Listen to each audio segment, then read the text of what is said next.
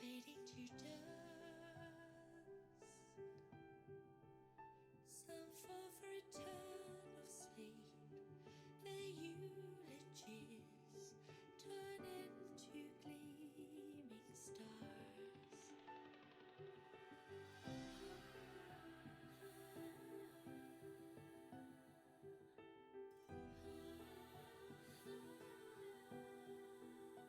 Will they be just stars again, or go with the wind?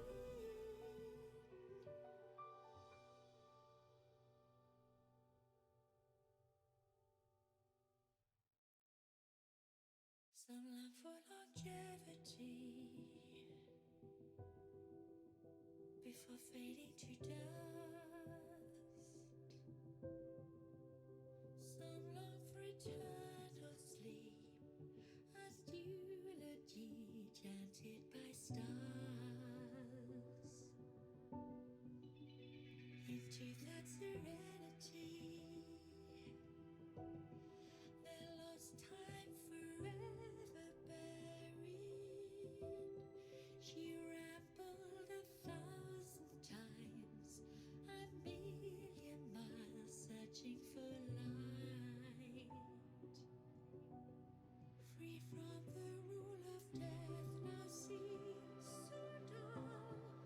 Time goes by, but memories rewind. There she prays again, back when things began. Where to go? Where they meet and grow old, where no rivers would flow, no woods would grow, no life would never be ceased. Oh, somewhere they could start again, where they would never be the same, where it rains every day, then they would stay.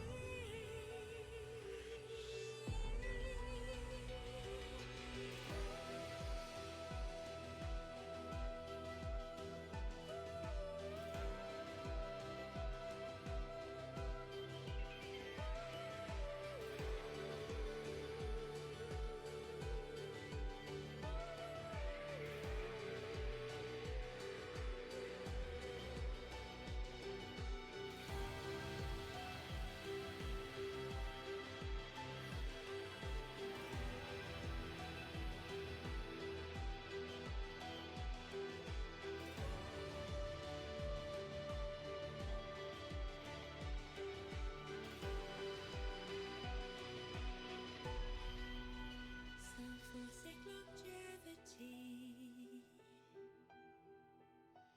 then fading to dust. Some fall for eternal sleep. Their eulogies turn into gleaming stars.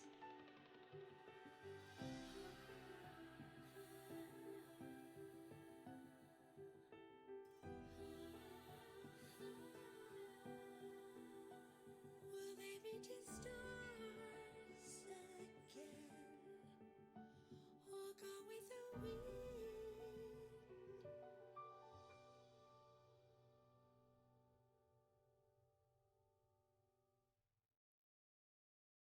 Some long for longevity before fading to dust. Some long for eternal sleep as eulogy chanted by stars. Into that serenity, their lost time forever buried. She rambled 1,000 times, a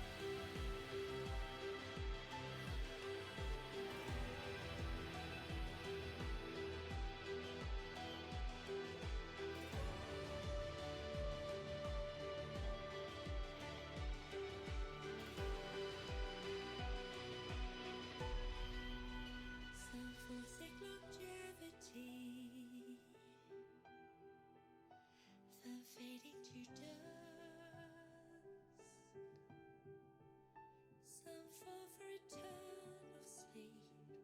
Their eulogies turn into gleaming stars.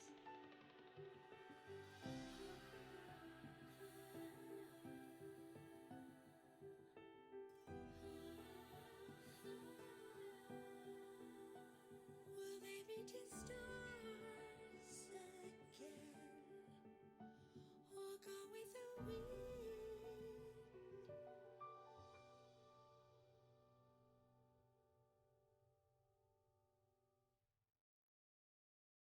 Some long for longevity before fading to dust. Some long for eternal sleep as eulogy Hi, chanted Quill. by stars. That's a cute little snowman. Look at him go. Into that Oh, serenity, I think I'm good. I'm good. I'm good now. I, I exist today.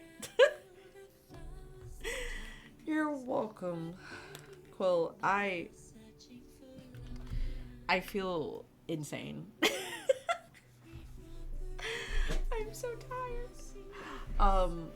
To give context, a couple days ago, I came back from a trip, and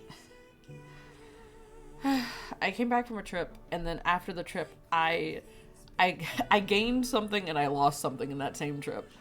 I gained what I assumed to be a sinus issue of some sort, and I lost my luggage. And you know what I got today? My luggage. It took them 4 days to give me back my luggage. But yeah, I got my luggage back, and I still have a sinus problem, so I'm so tired. I just got him 4 hours ago. He's baby. He's a precious little guy.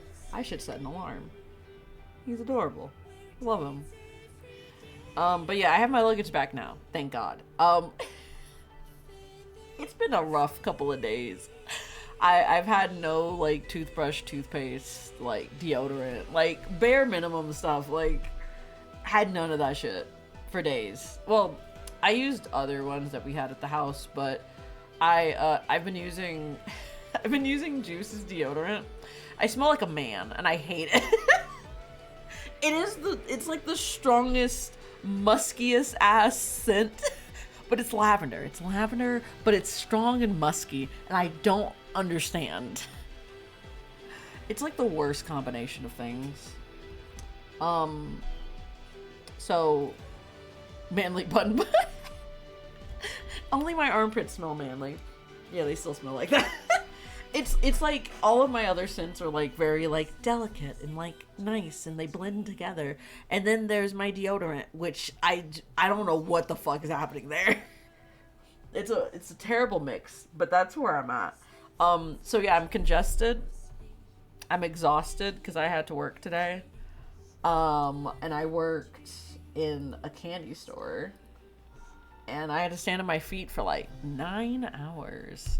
And now I'm like super congested and I sound bad. So more than likely throughout stream there's a high chance that my voice will probably drop into my like deeper register. So like my voice may drop down an octave at some point or something. Mainly because I don't know if I could keep talking in the higher pitched part of my voice. I don't know if this makes any sense to anybody. I just realized this. Wait a minute. You got Discord check out recap. I saw it. I saw the thing for it and they sent it to me and I was like, cool. And then I did not look at it. That's amazing. That sounds fun. I have to look at mine. I looked at my YouTube one yesterday and I was like, this makes perfect sense. Oh, but the thing I was gonna say about my voice, to explain, I'll explain while I do my dailies. I don't know if y'all can pick up on it because literally I have no idea how you guys hear me because hearing my voice through my own ears is very different from what you're experiencing. Because I sound completely different to everybody. I guess maybe. I don't know. I don't know what I'm talking about. Anyway, you got a free kitty PFP icon. That sounds cute. But yeah. So, I think, how do I put this? So, most of my life, my voice has always been like a little bit deeper than everybody else's. Especially for a girl, and so when I was like a kid, I started to like force my voice to go higher. So now I talk in this register where I am currently. It's comfortable regardless, but I can also make my voice go a little bit deeper sometimes when my voice wants to, if it wants to. But yeah, so now I have like a higher range to my voice that I didn't have before, and a lower range, kind of. Not like incredibly, but like a little bit, you know? But yeah, usually when I'm sick, I don't talk in my higher range because usually you can hear all of the nasaliness in like the higher part of my voice. But then like the lower part of my voice, you don't hear it, which is weird. It doesn't make any sense. Leave me alone, Xavier. But so more than likely I may have to talk in the deeper part of my voice if it starts to hurt me, because usually when I'm sick it does. Boop. Sometimes, I don't know. I fear I'm talking out of my ass. Is that a 5-star piece?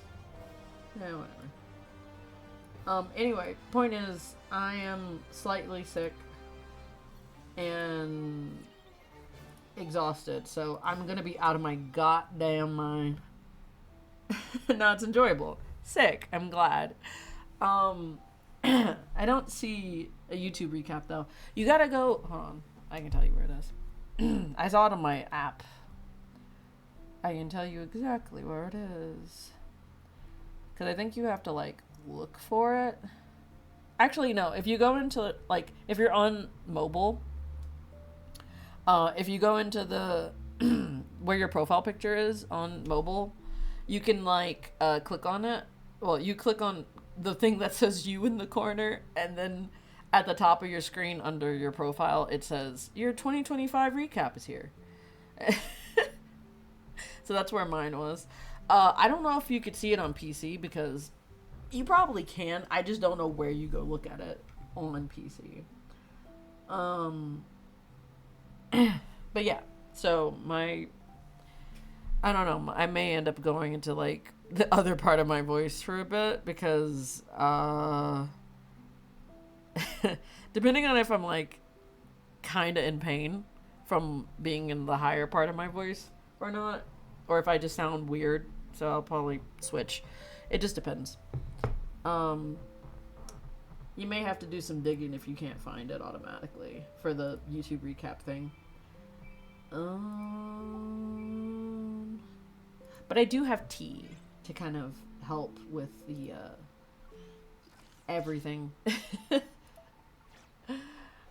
I'm so groggy and gross. It's like the worst combination of anything. I'm like so tired. Like I've been taking medication for like hours, and then like on top of that, I forgot. By the way, I forgot I had to stream. I remembered like 20 minutes before I had to stream that I had to stream. Oh, it's amazing.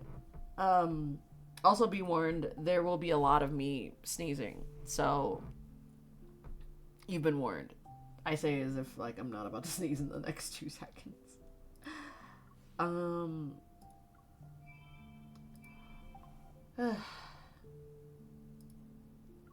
I guess I'll just level up Sylus' myth card or something. It doesn't really matter. Also, I will try to mute if I have to blow my nose, so you don't have to hear that, because My nose is loud. She's a loud girl.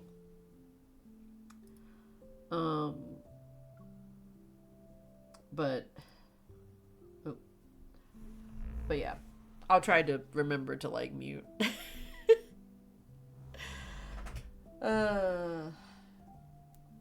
There's also like the Spotify recap thing that I've also heard about. I don't have Spotify though. Juice does though.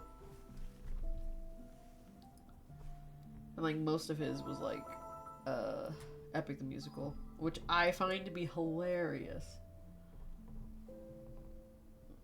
Hold on, I need to blow my nose. Hold on, one sec.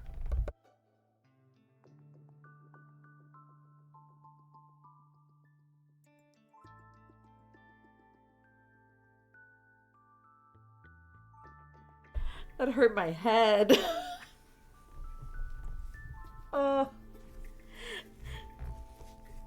It like popped my ears. I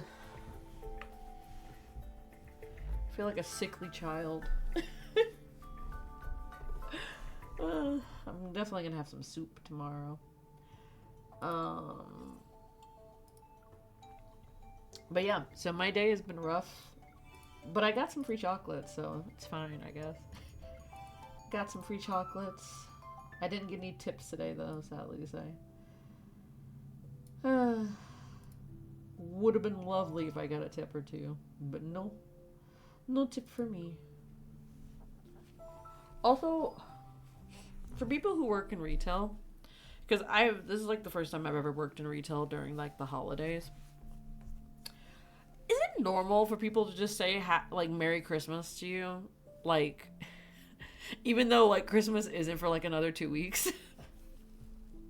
Because I swear I've been having people say Merry Christmas to me like for the last like couple of days. And I'm just sitting here like, bestie, it's not Christmas for like another like 21 days. I'm like, that's not where we're at right now, you know? Because in my head, I'm like, we're nowhere near Christmas. Even though we are absolutely really close to Christmas right now. I wish. But,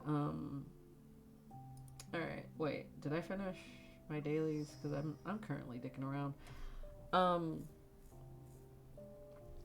But yeah, so, that's kind of where I'm at. I've just been thinking about a bunch of random things, and it's been like a weird long day. Oh, I need to finish using stamina. I thought I did. Wait, am I going insane? Probably, yeah.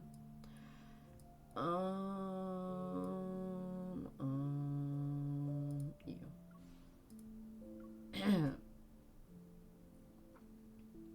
Or maybe I didn't have enough. So maybe that's my issue. But yeah, I'm just kind of existing today. I don't even know.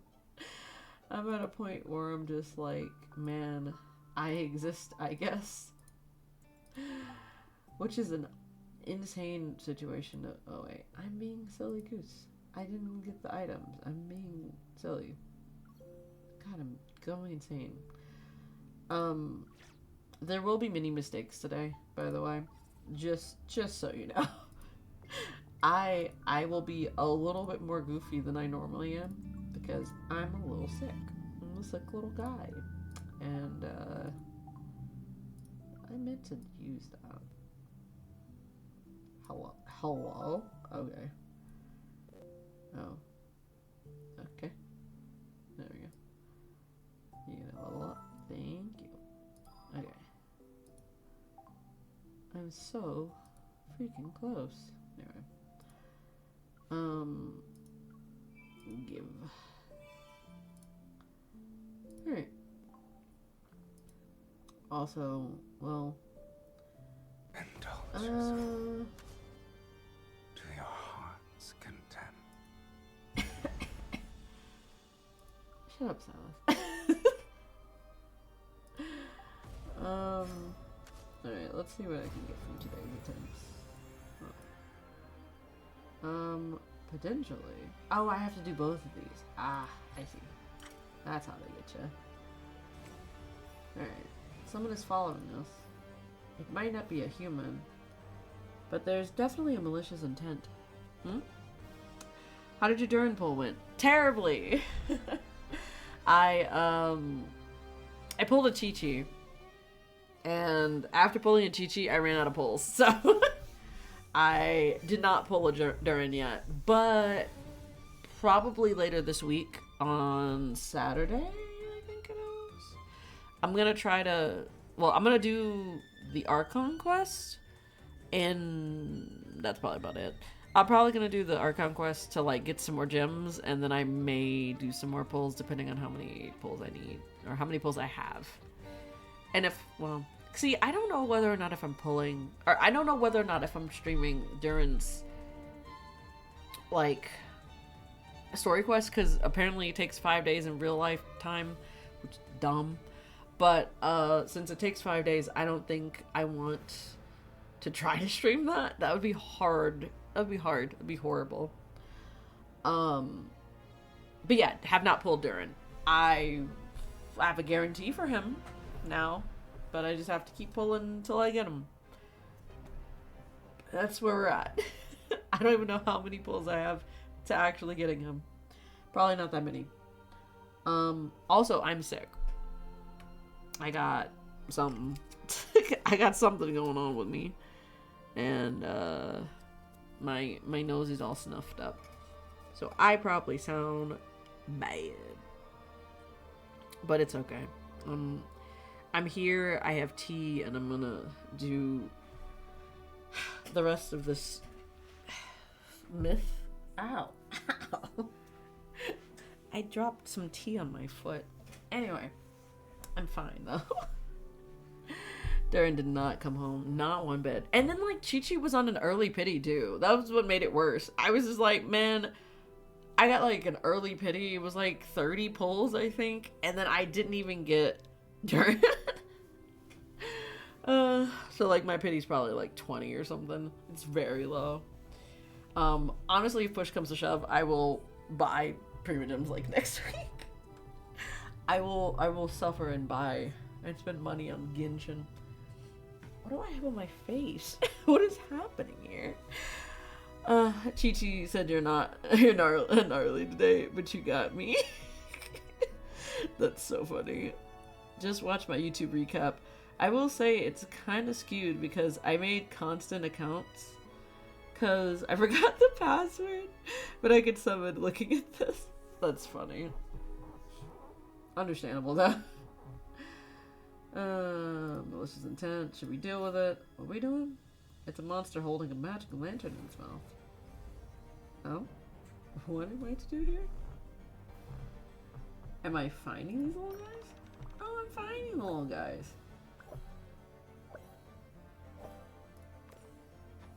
Oh, they automatically get found. Oh, it takes away time. I'm supposed to memorize where all of them are? That's dumb. Oh my god. There's so many of them.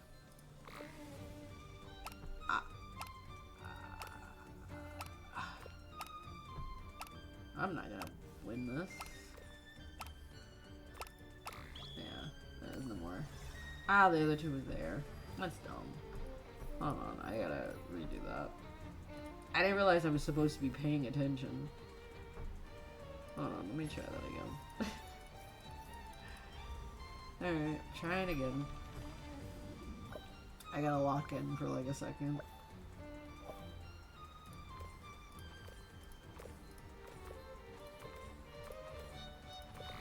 Nope. I'm missing one. There you are. I did it. I'll admit the creature is clever since it knew to hide from me. Monsters of its caliber rarely show caution around humans. You're the exception. Why? Ever since our hunt began, it's been saying, "Help me, she smells like a fiend." It's funny. Another one. Oh. That's a fight. Alright. Boom, boom, bump. One sec.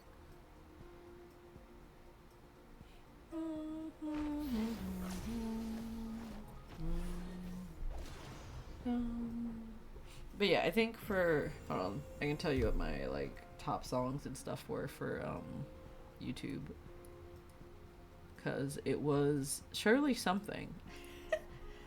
I feel like a lot of the songs were like from Epic the Musical too. Let me see. I took a screenshot. My top artists were 17, Jorge Rivera Herranz, who is the creator of Epic the Musical, Mad Sai, Kesha, and Shiny. What a weird mix of everything. Apparently my top song was Cosmic by Red Velvet. I was obsessed with that song at the beginning of the year. If you, like, I just need you to know that. Bad Influence by 17. Your Idol. From K-Pop Demon Hunters. Joyride by Kesha and Bite by Mad Sai. It's really funny to me.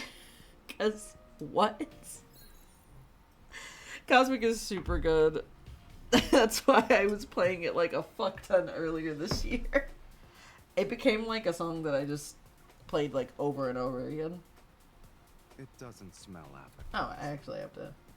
I forgot I have to actually fight for this. Your attention. This is a warm-up. Taste our bloodlust. Then perish. It's your time to shine. But yeah, the my top 5 were very... They were something. Bring it on. I like how none of the top 5 was any of the Epic the Musical songs, but I do love Epic the Musical. Ooh. Taste our bloodlust.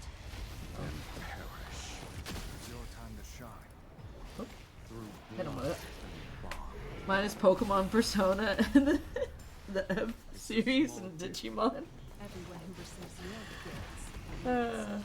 That's funny. You don't look satisfied. I already tasted the most exquisite. Whoa, I didn't mean to get hit. Let the blood feast begin. Together, we descend. Taste our bloodlust. But that's really funny. Time to shine.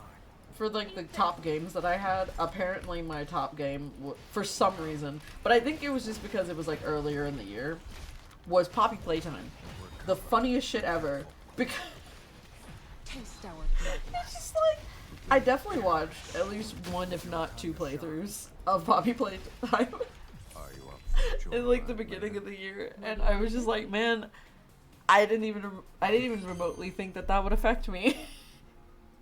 But yeah, and then I think the other things were like Genshin related videos.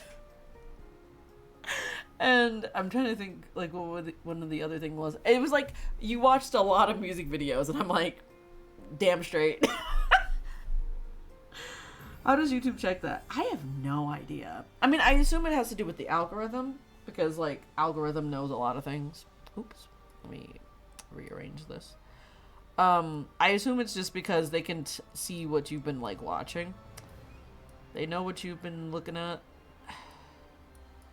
Oop. Because of the their algorithm, which I mean kind of makes sense, because it's like if you know you've been using anything on YouTube, it's gonna keep track of everything that you like look at. But it is kind of concerning though, because it's just like y'all know too much about what I listen to. Oh, other things that it told me that I also like listen to a lot were ASMR videos, and I'm like, yeah, because I listen to them to go to sleep. And it was just really funny. Mine was La Seraphim, but the top song was Whiplash. Whiplash is a good song. I do really like that one. I didn't listen to it as much though, which is really funny to me. Oh my god. But I do really, I liked a lot of different songs this year, but like I don't think I listened to certain songs as much as I thought I did. I'm also surprised that none of the like new songs from 17's album like made the cut. But then again, maybe it's just because I didn't play them as much. Maybe that's the issue. Also, apparently my YouTube award is most likely to quote obscure cartoon lines at the most inappropriate times. That's so funny. I think, let me see if I can look up what mine was.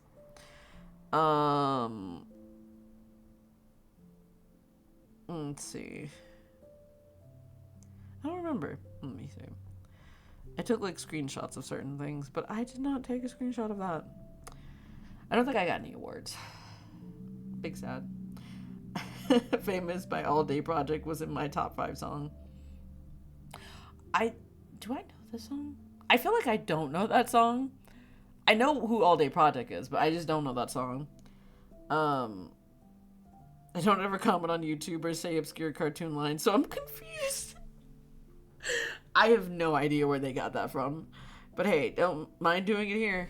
Fair enough.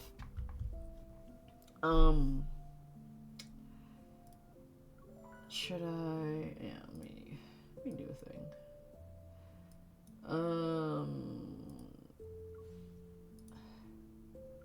Alright, we're going back into this. We're going back into Sad Town. Sad Town? Going insane, man. I'm going insane. Why my YouTube showed top video I watched was T-Bag That's so incredibly specific. Oh my god. In fact, I start one off. Rudy got the chalk. The chalk. So, Rudy got the chalk. Why no? Okay. I forgot to press the other button. I was like, there's something I'm supposed to be pressing here. I already pressed it. I'm just a goose. Of the silly goose variety. Did I even mix my tea? I didn't.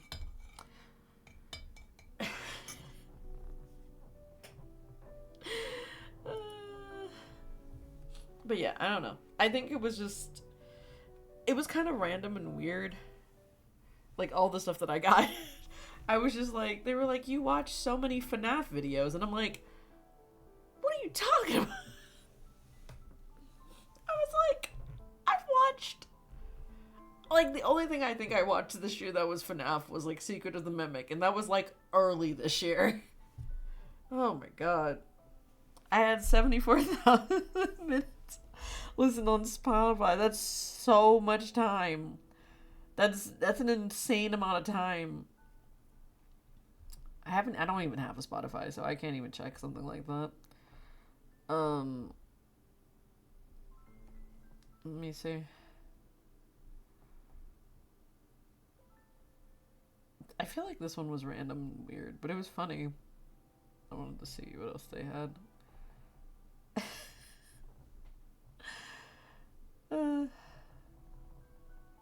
Let's see if there's anything else.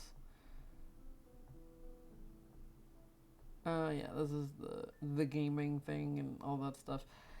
They just gave me random things. Let's see. Also, Silent Hill F was also in my list. Which, I mean, makes sense. Oh, my YouTube award was most likely to be the life of the party. Sharing your favorite anime music with everyone. Bold of them to assume I would even talk to anybody at a party. You would catch me sitting my ass down, looking at my phone. That's it. Or eating some food. Either way. You would not catch me talking to people about my interests. Unless I know everybody there is a weeb. And then, therefore, I will talk. I saw someone had 199k minutes on Spot. How? How much time are y'all spending on Spotify? But then again, maybe it's just like you're driving and you're listening to music. But otherwise, damn. If it's not that, then damn. Oh yeah, I gotta turn my. Is audio on? Okay, everything's good. I forgot. I was like, did I turn everything back on? Driving, sleeping, playing games. Okay, that makes sense. Brother cannot live without Spotify. See, I don't have Spotify, and like, low key want to get it, high key don't want to pay for it. You know. That's where I'm at. I'm like, I want the benefits of Spotify without having to pay for it. But I also, like, I feel like I would only use it for, like, trips and stuff. Because, like, sometimes I do use, like, YouTube for music and stuff like that, but not always. Like, I don't know. I like to play music in the morning when I'm, like, getting dressed and ready to go places. Or that Pandora PS. Just YouTube music. Yeah, I don't have YouTube music either. I suffer through the ads. Because I don't want to give YouTube any money. But that's a me problem. So, I'm trying to remember what happened in the last time I played this godforsaken game. Oh, so I think MC had a dream, and in the dream, like, some kind of situation was happening, and they were, like, running through a field of flowers or something. I think. Vaguely I remember this, but I also remember nothing beyond that. But, yeah. Yeah. That's all I remember. Last night's dream repeats in my mind, especially that familiar yet strange voice in those eyes. Eyes? I didn't see any eyes the last time. Did I? I don't remember that. I don't remember that at all. But I don't want to be preoccupied with such matters unless it concerns clues related to the sacred core. A rose in the mist. The poetry in Night's whispers in my dream direct me to the same image. I don't believe this is a coincidence.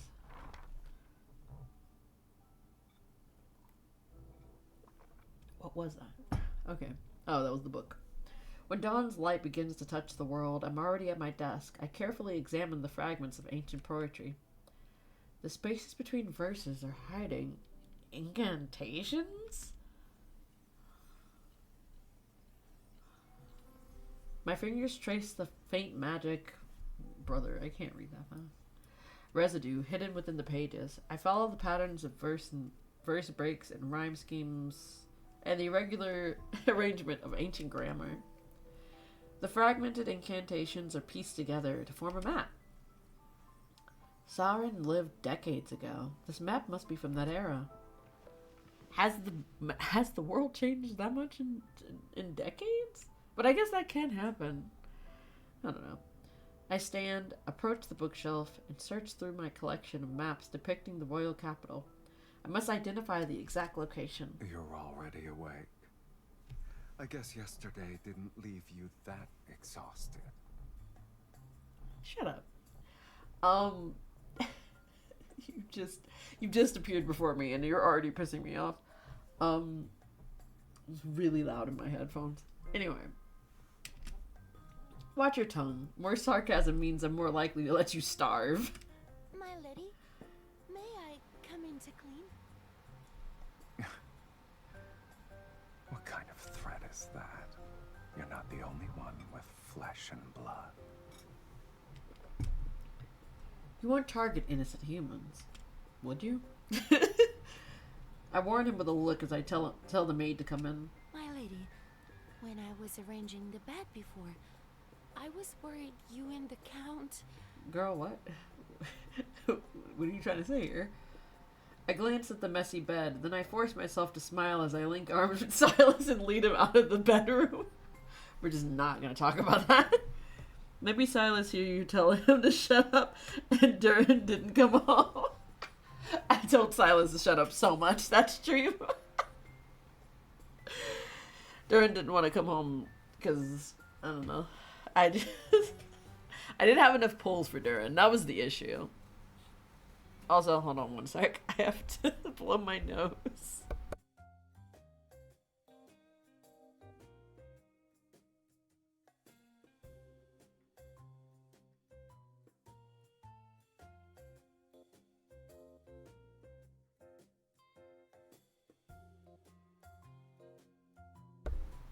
I'm back again. I guess we're leaving the maid with some weird misunderstanding. My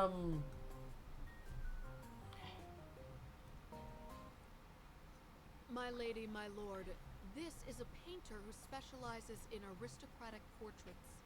The central part of the Great Hall cannot remain empty. Says who? This is my house. I don't care if my walls are empty. I know this is a tradition for Vilmir's noble families. Refusing would only arouse suspicion, so I have no choice but to follow the painter's directions. My lady, please send a loving gaze to the Count. My lord, you may hold the Countess more closely. Oh boy. I got Durin, but they said, here you're Durin, but here's Dea too. See you one Dea now. Huh. Nice. Wait, aren't you... Didn't you say that you had Dea at, like, level 1? My lady, you have my permission to lean on me if you're tired. Why is he such a sassy little bitch? Anyway. Yeah, new C1 C1 Dea, level 1. Oh boy. I look at his teasing gaze and force myself to speak with a stiff smile. We should have asked the painter to use a gladiatorial... Wait, yeah, no, it says gladiatorial arena as our background. That would have been funny. In such a landscape, it's kill or be killed. I don't believe it suits our marriage. If you could delete a character, Dea probably got deleted. You get deleted?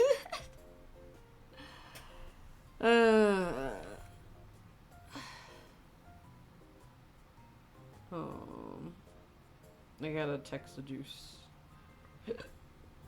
I'm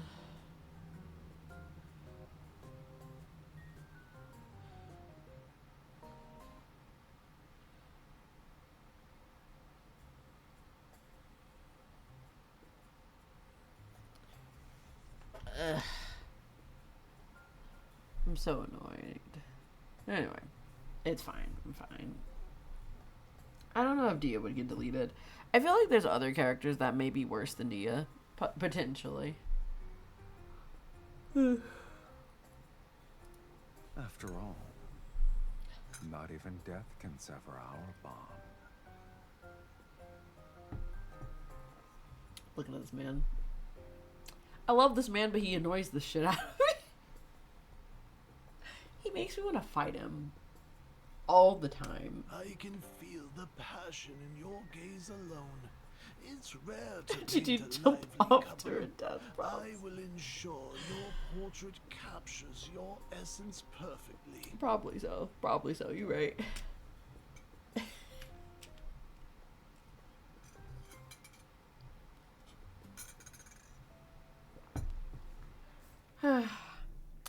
Why are my shoulders sore, Mom? I rub my sore shoulders as I copy the poetry collection's hidden... Oh, okay, it's because you've been copying something. That makes sense. Hidden map onto a thin piece of parchment. Then I compare each section to old maps. The convergence point is on the outskirts of the former dynasty's royal capital. This is an underground vault in the old royal capital. We're leaving tonight. You're well acquainted with it. Living a long life does have its perks, I see. Like you're one to talk, Grandpa. Anyway. I don't know why am I being mean to him? No amount of sarcasm will change the fact that you must obey me. I lift my wrist and wave it threateningly. Save your strength for when we enter the vault. Remember that your freedom and hunger are in my hands. Oh, your arrogance is second to none. You're right. Anyway, he pulls me to my feet. Oh, I read that wrong in my head. I was like, in my head, I read that as he pulls me to my knees, and I'm like, that's not right. Let's go. Between freedom and hunger, you'll have to satisfy at least one. Okay.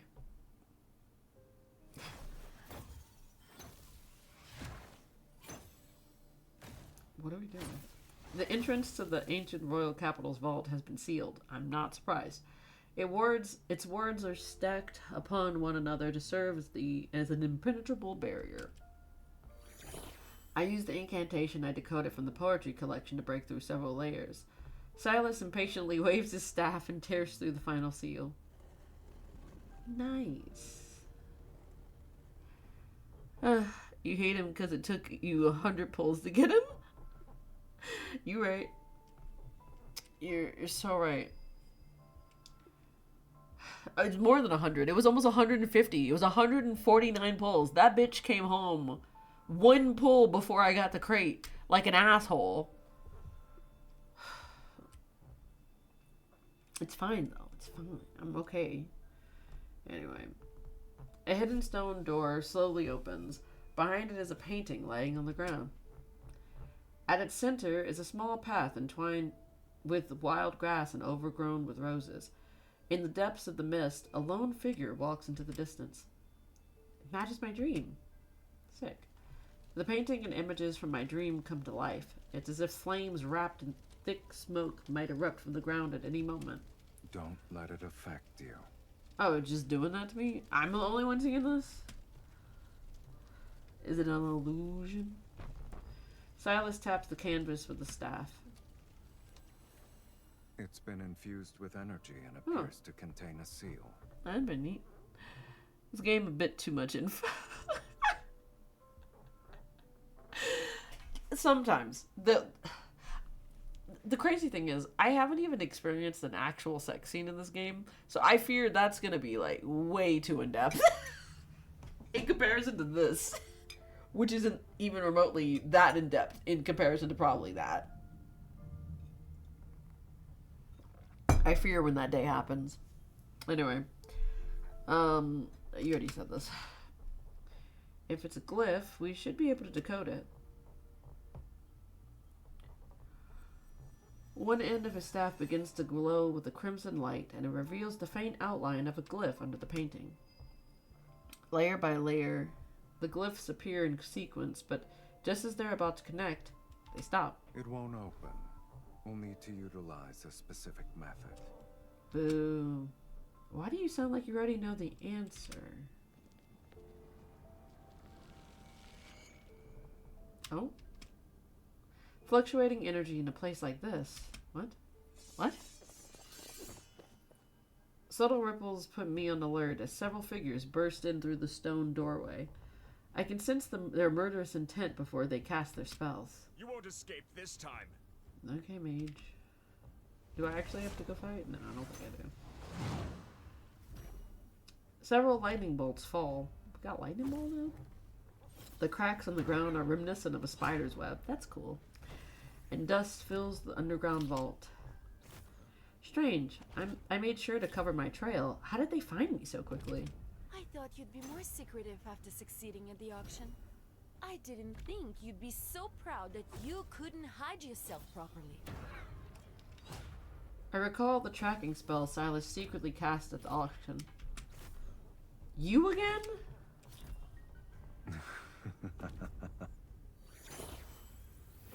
Right. Another mage raises his hand and releases black threads from his fingertips.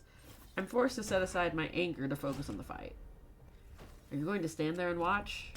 I can't help myself, my lady. Your fight with them was too captivating. Can't see it, but I'm rolling my eyes. Anyway, he twirls his staff to effortlessly block a lightning bolt, but he shows no intention of striking back, like an asshole. Anyway, draining my energy here won't break our linkage. We won't know until we try. What an asshole to do this in the middle of a fight. Intricate glyphs rise with incantations to conjure silver rings in the air that close in. They threaten to strangle us where we stand. Cool. Great. Sylus, you're a useless fiend in the underworld. He cleaves through one of the rings. Why don't you go down there with me? And see which of us is truly useless then. I don't have time to argue with you at the moment. Ah. So we were arguing. Why are you such a fucking smartass? Oh my god. was with you. Anyway, always a sassy bitch. But way too sassy today, it seems. Anyway, didn't realize Nylon Archon quest was actually long. What part are you in? Because, yeah, it's incredibly long. Are you just doing the Archon quest is the other question? Because if you're doing Royal quests, good luck. I think there's like, what, 6 or 7 chapters or something for it?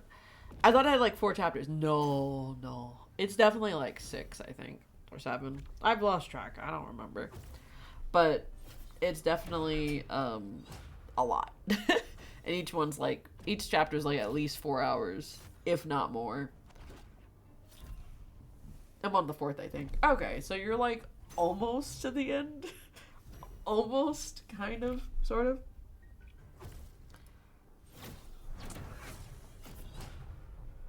I don't remember if there's like an epilogue too. I think there is. I think there's also an epilogue after you finish the main like quest 2. I got 180 pulls at least. Hey, that's more than I have.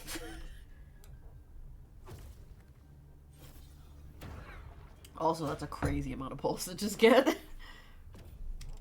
But I guess you are like exploring and doing other stuff too, so that makes sense. Anyway, I dodge the rapidly spinning rings, retreat to his side, and grab his hand. Exploring ain't it? Oh, really? If you don't help me now, don't ever think about drinking my blood again. Is that a threat or an invitation?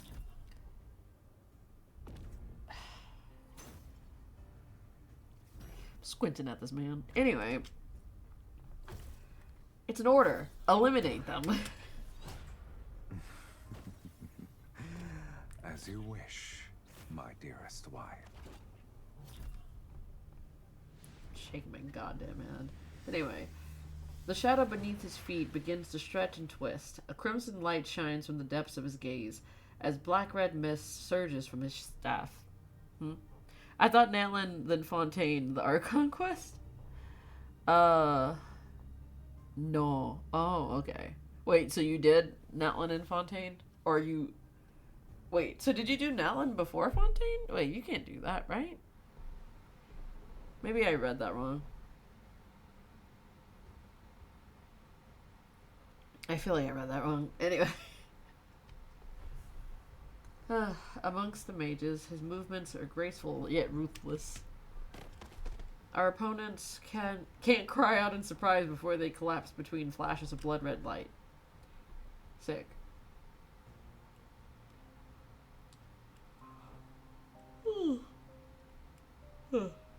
As the last mage falls to his knees, Sylus suddenly bends down and bites the man's neck. We're adding insult to injury? The fuck? Why are you... What is wrong with you?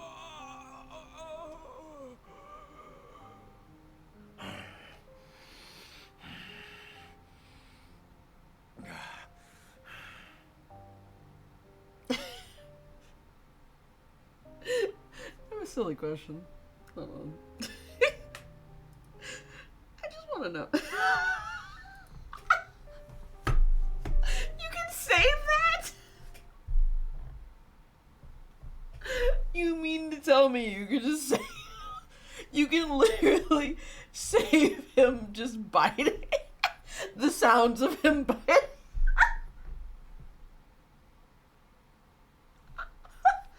I just had to know. I had to know.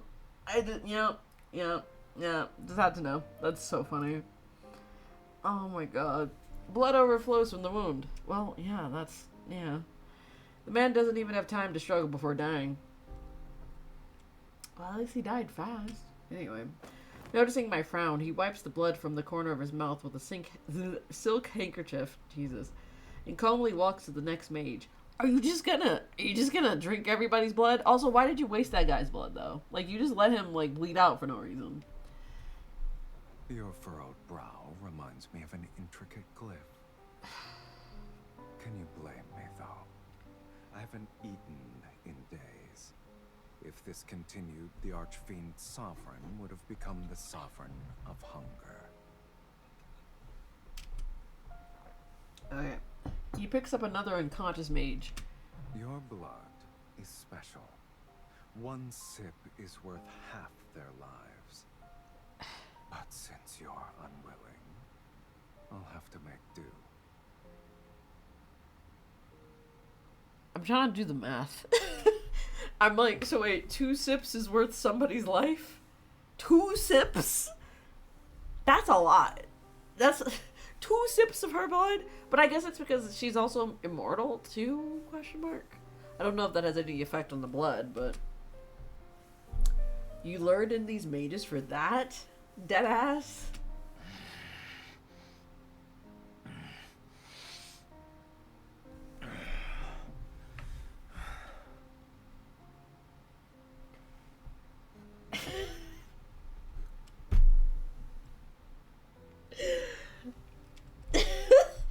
These sounds will just never not shock me. Like, brother, what? He bites the man's throat, and after taking 2 gulps, a subtle change appears in his eyes. What do you mean? What do you mean? Not necessarily. Blood, oh. Why is everything red now? What's going on? It's happening. Blood spurts out and splashes onto the bottom of the painting. As it seeps into the edge, the glyphs flare with an intense red light. Oh. Oh. Good intense or bad intense? A thick blood red mist surges upward from the glyph and spreads out. Can't read. In the mist, the stone doors slowly close. Sylus, run! Ah, shit. I dash toward the exit. We just left those people in there to die. The rest of them that aren't dead. Anyway, I dash toward the exit, but a whisper reaches my ear. You're too slow.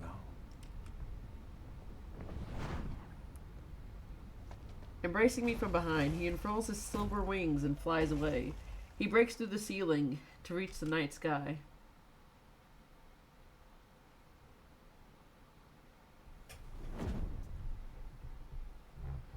At night, Velmir sits under a cold silver. That is what that says. It literally says, under a cold silver? Silver what? Are we missing a word? It's tiled roofs reflecting the waning moon's light. Okay. Blood red mist silently encroaches through the streets and alleys and rises towards the sky. The cold moonlight is slowly stained. Good question. Great questions.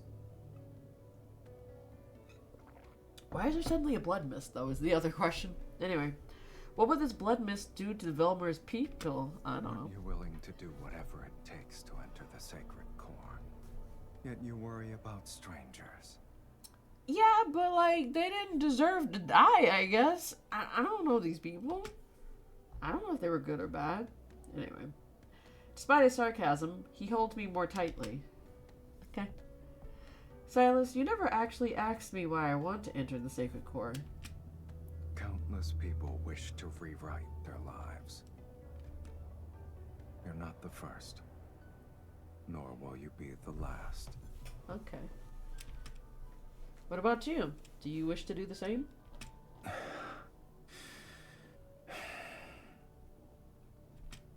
Big sounds from man. Alright. The blood mist churns in the wind. No longer a mere shadow encompassing the streets. It's an omen unfurling across the sky. Just not gonna do anything about the blood mist. We're just gonna let that go. Anyway, yet within me rises tranquility I haven't felt in ages. It's as if some distant past I had looked upon an ebony city like this. Oh, that's a reference to Myth 2. Fun stuff. Fantastic. We love a good reference. In the future, I'll give you blood. Are you trying to say we'll compromise? Technically, I thought we had a compromise at some point, but you know, whatever. So long as you stop giving me these trials. Your offer for a truce is more sincere than I expected. You'll accept it? An agreement this important needs a proper acknowledgement. Oh, we can actually see one of his wings. That's fun. Hold on tight. What did you do?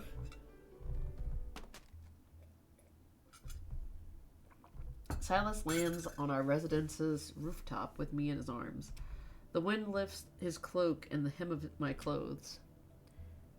Is she going to suck? Is she going to suck her blood now? Technically, he already has. He did it like 2 chapters ago, I think. But you know, I don't know. We'll find out. Maybe not. Who knows? I try to jump down, but he doesn't let go. Instead, he sits on the roof with me, still in his embrace.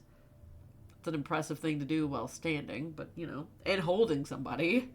He lowers his head to take in my scent. Man devious? Has anyone ever told you that after you cast spells, you radiate a unique warmth? It corresponds to your energy. Why do you have to, like... I was gonna say, like, purr that out. I don't know how to explain that, but it just sounded like he did. Smooth with it, too. Smooth with it. Apparently, I guess we're bonding now. Anyway, aside from you, who else would notice? If I'm the only one, that's even better. What a possessive man. Anyway, on a humid night under the cold moonlight, it's humid and cold? What kind of hell is this? Why is it... How is it humid and cold? Because doesn't humidity have to be warm?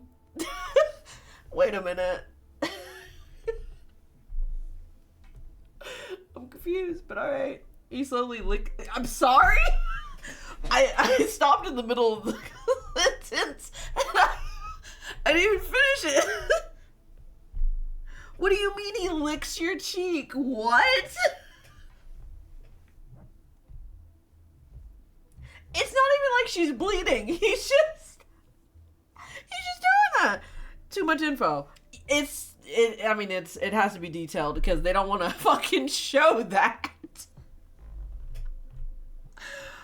Oh my god, what?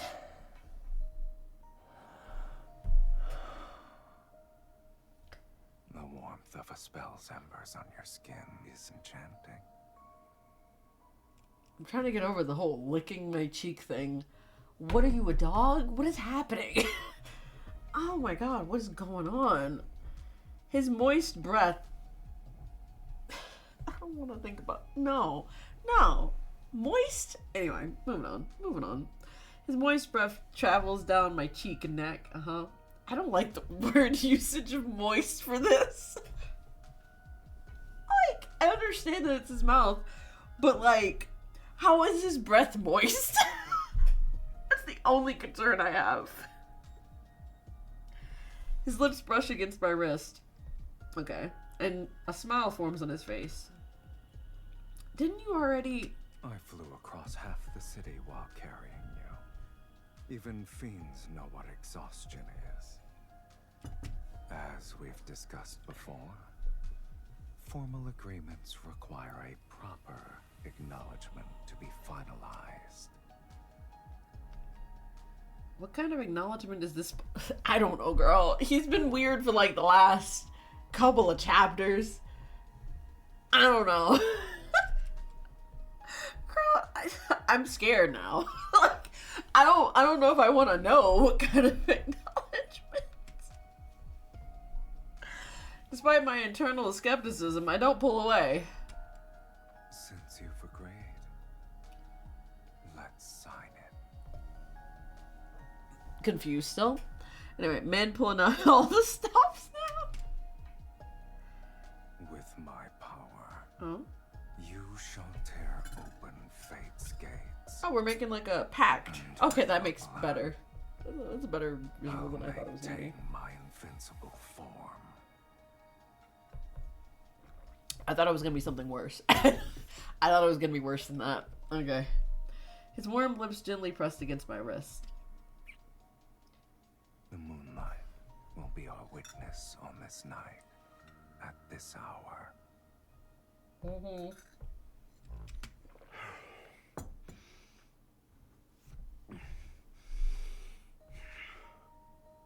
Okay. Pain courses through me as his sharp teeth pierce my skin.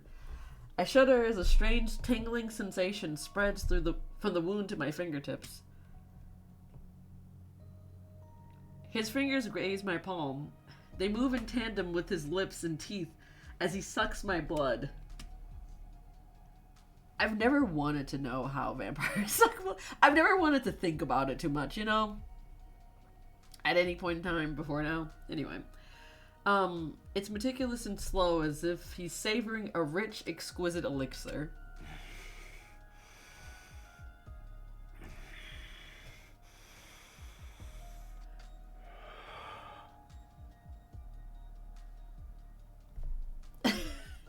You didn't see it, but my mouth was just open. I was just like, okay. It lasts for a long time until the blood-red mist gradually envelops the silvery white moon. I can't read. Oh, that's the end of a chapter? That one felt short. I don't know why. Anyway. Oh my god. Oh my god. So I guess now we've made a deal or something. I mean, I think we already had a deal, but, you know, whatever.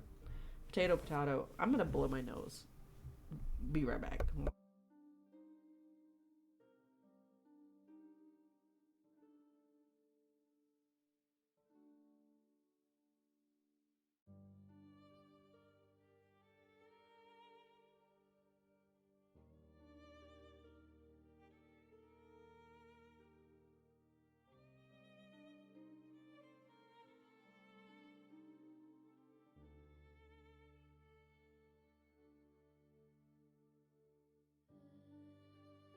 Alright, I'm back. Alright, we're back in the dream. Ow. I stabbed my nose. Anyway. I once again find myself walking along that misty path of roses in my dream. The flowers on either side are no longer blooming. Their petals fade and curl one by one before transforming into silent ash at my feet. Kind of sad, honestly. The mist clears to reveal a dead garden at the end of the path. Fantastic. Charred vines with roses ensnare broken... I'm sorry? Colonnades? What is a broken colonnade? Am I gonna have to Google a word? What in the hell is this word? Hold on.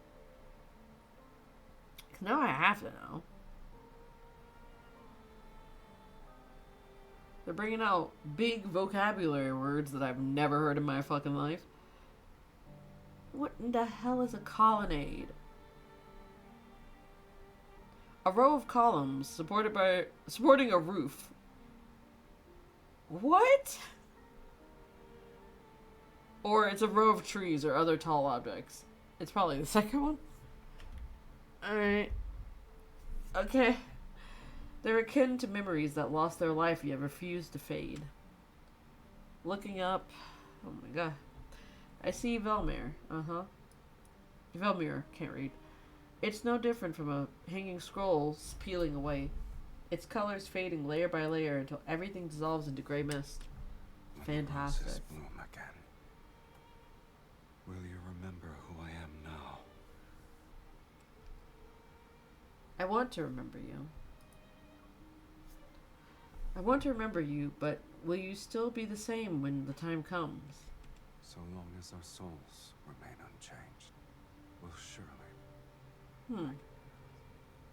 What was that last part? I think he said recognize me, but it was very muted. Also, are we talking to, like, what version of Sylus are we talking to?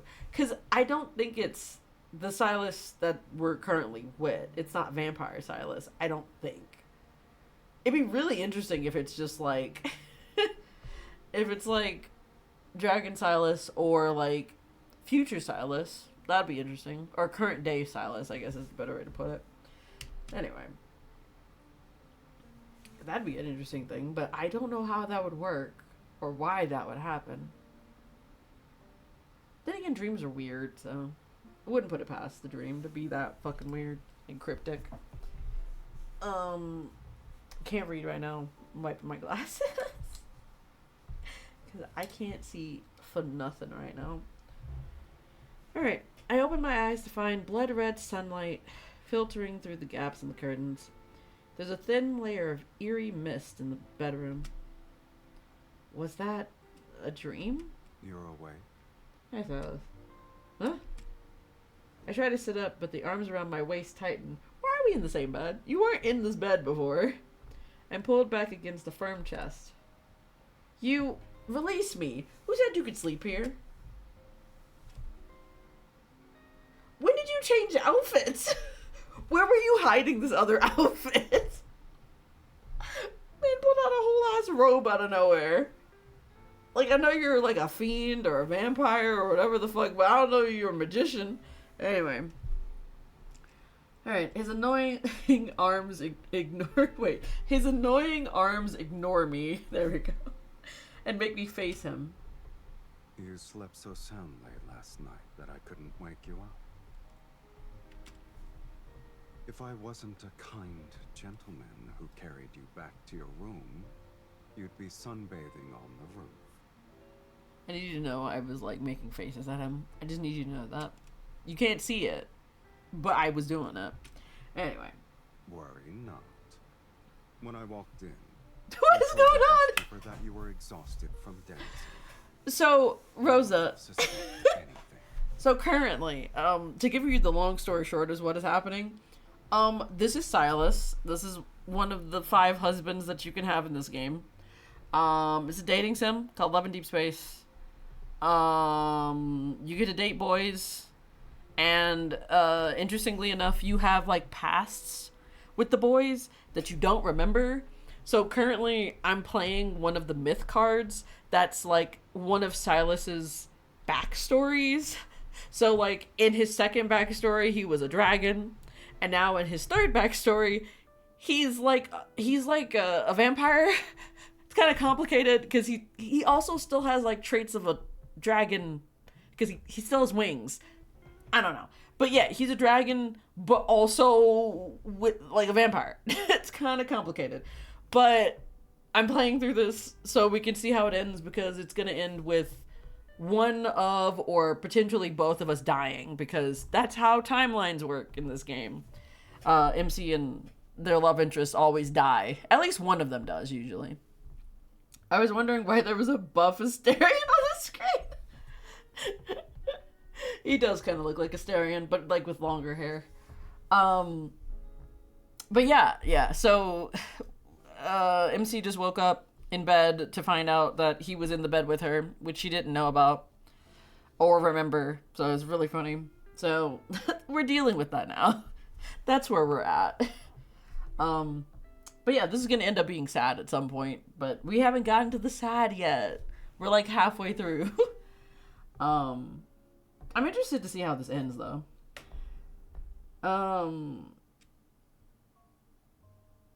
Okay. You're exhausted from dancing. No one will suspect a thing.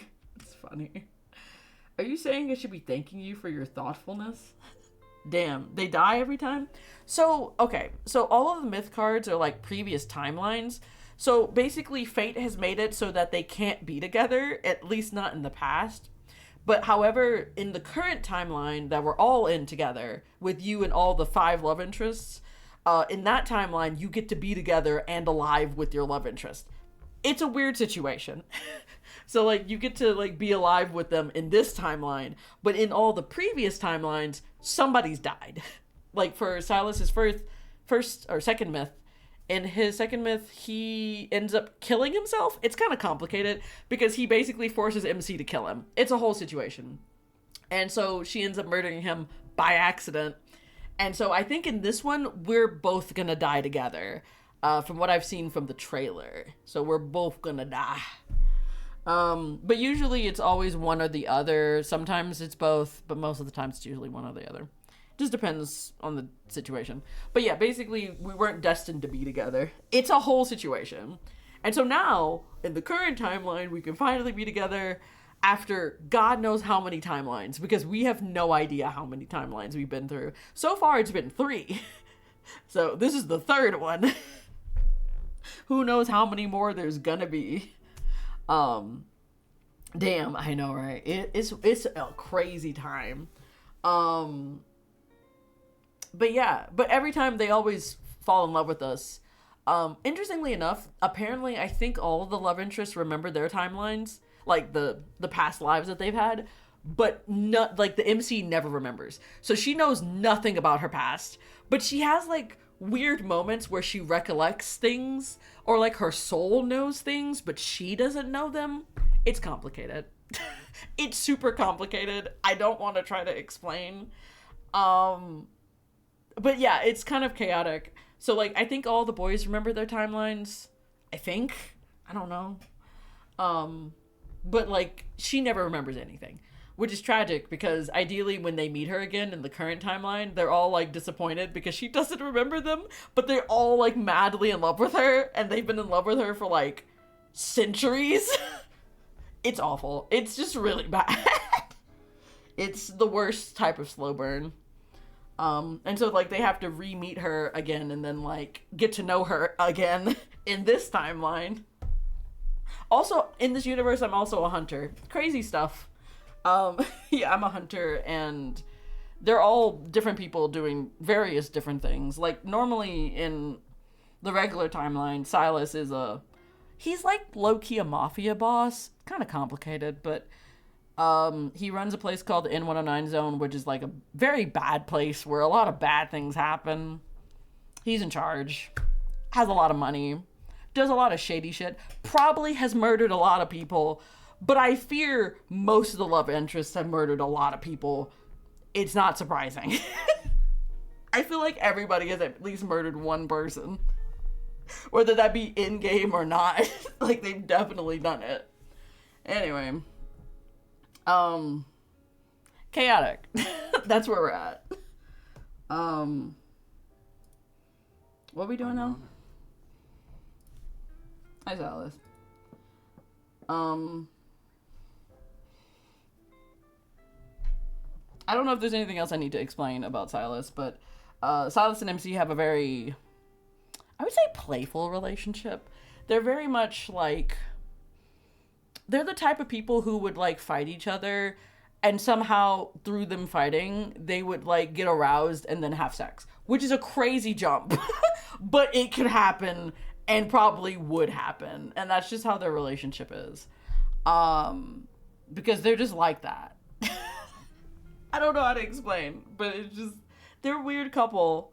But they argue with each other constantly, and they're always kind of at each other's throats. But it's very funny and silly and goofy. But they love each other. Outside of everything, they like love each other and care for each other. One hell of a jump. Listen, it could definitely happen. It probably has happened. I'm saying this like as if I know, but like there's a high chance that's definitely happened at some point in this game, but I don't know. I don't know anything. Because I haven't played everything in this game yet. But yeah, I don't know. They have a very like playful relationship. They're very, I don't know. Like they get really turned on by fighting. I'm not even gonna lie to you. That's definitely happened in the game. that particular thing has definitely happened. Are you hoping for that? No, I'm assuming this is something that happened. This is my headcanon. That's probably a real thing. Because I do remember, I think it was during one of the events. Long story short, from what I remember from this event, this was a couple months ago. Sylus decided to take up blacksmithing, and he made like a bunch of weapons. And then he told MC to fight him. Like, he had no weapon. He told her to come at him with a weapon and to try to like stab him. Crazy shit. And then so they start fighting. And she's like going at it. Like, she's absolutely trying to gun for this man. And it ends with them breathing incredibly hard. Her with like a knife to his throat. And then it's just like so much sexual tension. I'm just sitting here like, all right. But no, like, that's just how they are as people, which is, it's wild, but that's just how they are. One scene, she ended up being tied up. yeah, one scene in this card, I did end up being tied up for like a split second. That did happen for 1 second. I've also been kissed at least twice in this card so far. And that was at the beginning of the card. I don't know how this is going to end, y'all. And like in other myths, sometimes sex does happen. It definitely happened for Zane's card. That definitely did happen. I definitely saw that, so I don't have it. I don't have that card, but that definitely happened. Wild. Wild that they put sex in that card. Unexpected sex. She arguing ended up she wanted a kiss. That's pretty much how it goes. They're fight sexual, if that makes any sense. They just like they start fighting potentially could lead to other things. Which is weird to say, but so true. I don't know. That's just how they are. But I think it's because of the fact that so both of them have these things called protocores, or rather aether cores. Kind of complicated, but they're like these things that are like inside of their bodies, and these things are like actively trying to devour other aether cores. And so every time that they see each other, their aether cores are also like interacting with each other. And so like every time that MC sees like Sylus's eye, which is where his aether core is, also her aether core is in her heart, it always tells her to devour. It tells her to like, she wants to devour Sylus, apparently. And then like for Sylus, his aether core is tied to desire. And so he has to try to keep his desires in check, and she has to try to not devour that man, apparently. I don't know. It's complicated. I don't know the specifics of these things, okay? I know bare minimum of nothing. Don't know how it went to that. Listen, I don't know. This game is insane all the time. Trying to explain anything with this game is just, it's so hard to explain because it takes so many different explanations. I forgot what's happening. Oh yeah, we were talking to Sylus, who is now in a robe for some reason. A maid enters with a tray that has my breakfast. Sick. Once she sets it down, she helps me bathe. Did you have any strange dreams last night, my lady? Why? It's really suspicious that you would ask that, because she definitely did. Devour? Yeah, I said what I said. Now, mind you, I think she just wants to devour the aether core that's in his eye, but I also don't know how that would work, because there's like a gemstone or some shit in his eye. Also, it makes his eye glow whenever he, like, desperately desires something. His eye, like, starts glowing. It's really funny.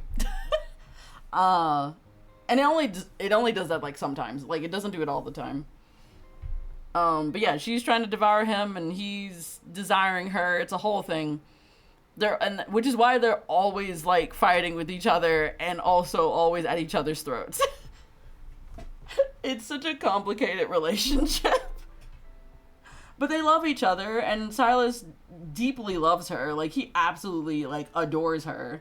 Maybe not this version of Sylus, because we haven't gotten to that point yet, but, like, original Sylus, the Sylus in our actual timeline, loves MC a lot. Mainly because he was also cursed. By the way, did I mention that? I didn't mention that.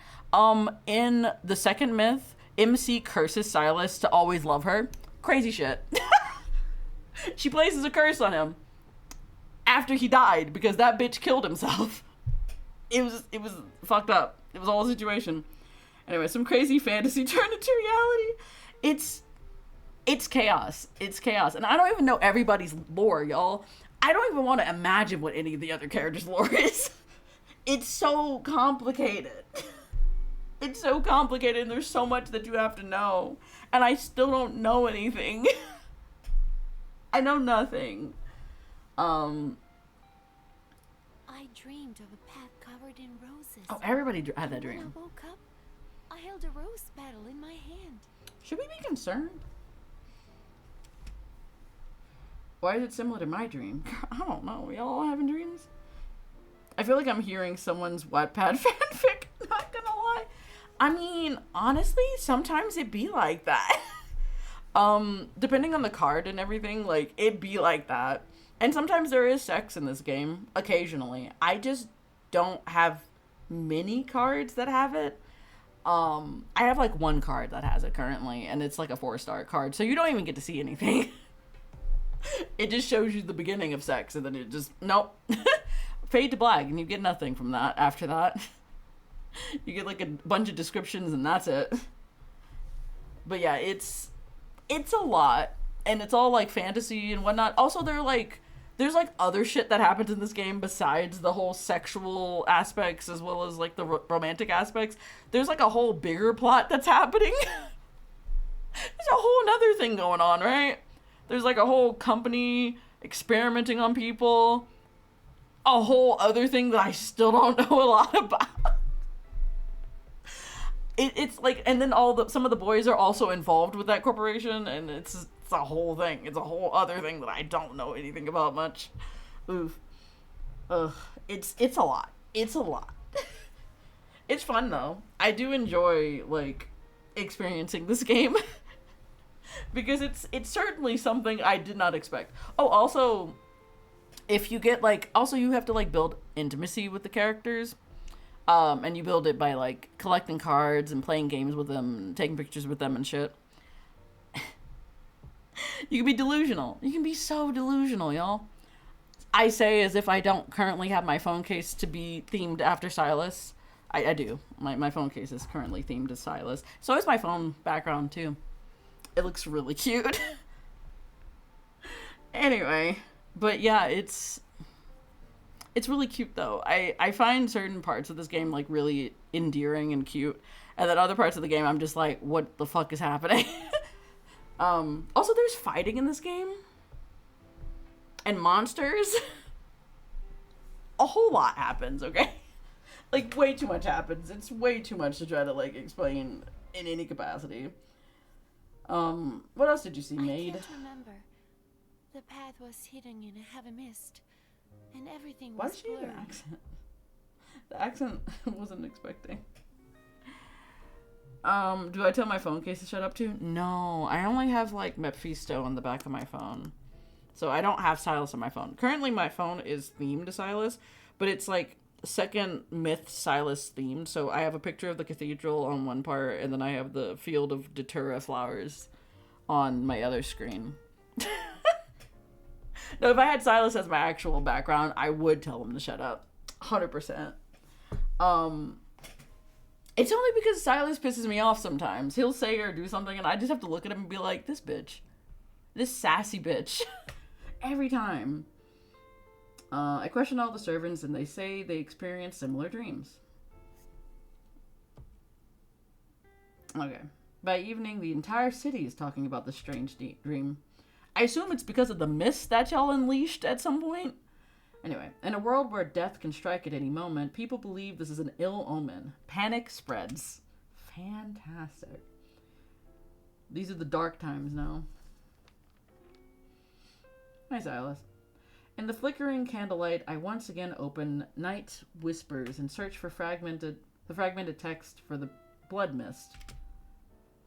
When the mist kisses the rose and its petals fall, the Supreme shall awaken from its eternal slumber. What's the Supreme? What is awakening? This refers to the sacred core. Supreme sounds like it's not going to be what we think it is. In a book I once read, there was a record of a powerful magic spell, considered forbidden. It's called the Rose Dream Plague. Did y'all just unleash a plague upon people? Anyway. It can force an entire city to witness the same dream. In other words, it's a disease that infects one's dreams. Can it kill you, though? Only Sauron would have had the power to seal the forbidden magics within the painting from decades ago. Why did we free that? Why did we do that? Is he truly kind-hearted to show later generations the path to the sacred core? This could be him mocking people like you. Also, so MC is looking for this thing called the Sacred Core because MC is an immortal. I think she's a wizard. I don't think it's a wizard. I forgot what they called her. But she is magic, and she summoned Sylus, who is a fiend, and fiends are like demons. And so now she's made a pact with Sylus, and they're going on a journey to find the sacred core because MC really wants to die. MC wants to end her life because she's been an immortal for like hundreds of years. She's tired of the shit, and understandable.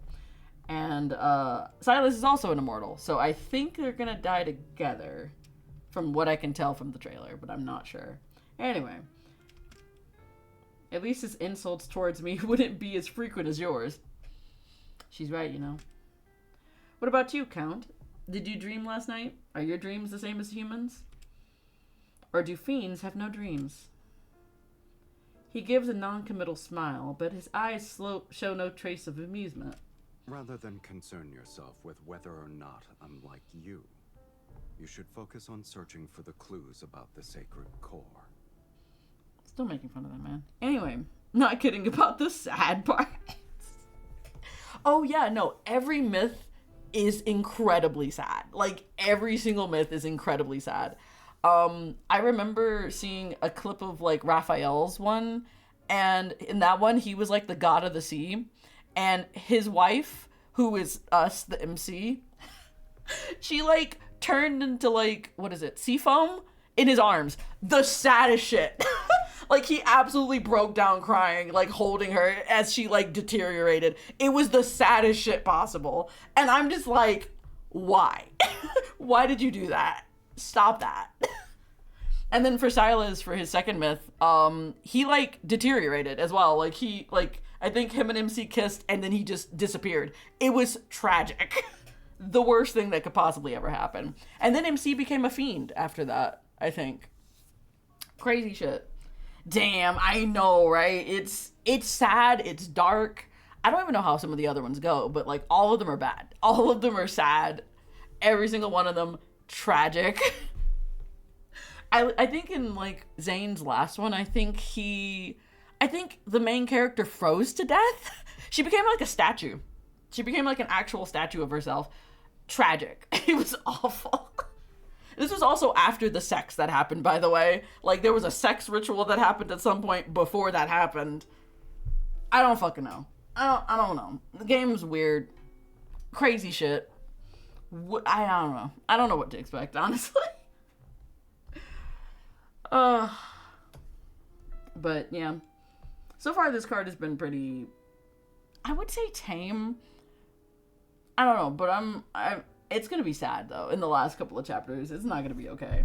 Because that's how it was for the last one, too. Okay. He doesn't answer my question. For some reason, I'm certain his dream had something he didn't want to see. Yeah, not surprised. Also, wait, was Sylus also in Sylus's dream? That would be really interesting. Oh, we're playing the Love and Deep Space music. Or the Deep Space music, rather. That night, Sylus had a dream. In it, Psyche died in blooming roses. I knew it. I was like, something terrible happened. When he woke up, he thought it was ridiculous. Dreaming of an immortal's death was a cruel, ill-timed joke. But the lingering remnants of the dream prevented him from showing his usual mocking smile. He still remembered the complex emotions from the dream. Chaotic, melancholic, and a pain tearing his soul apart.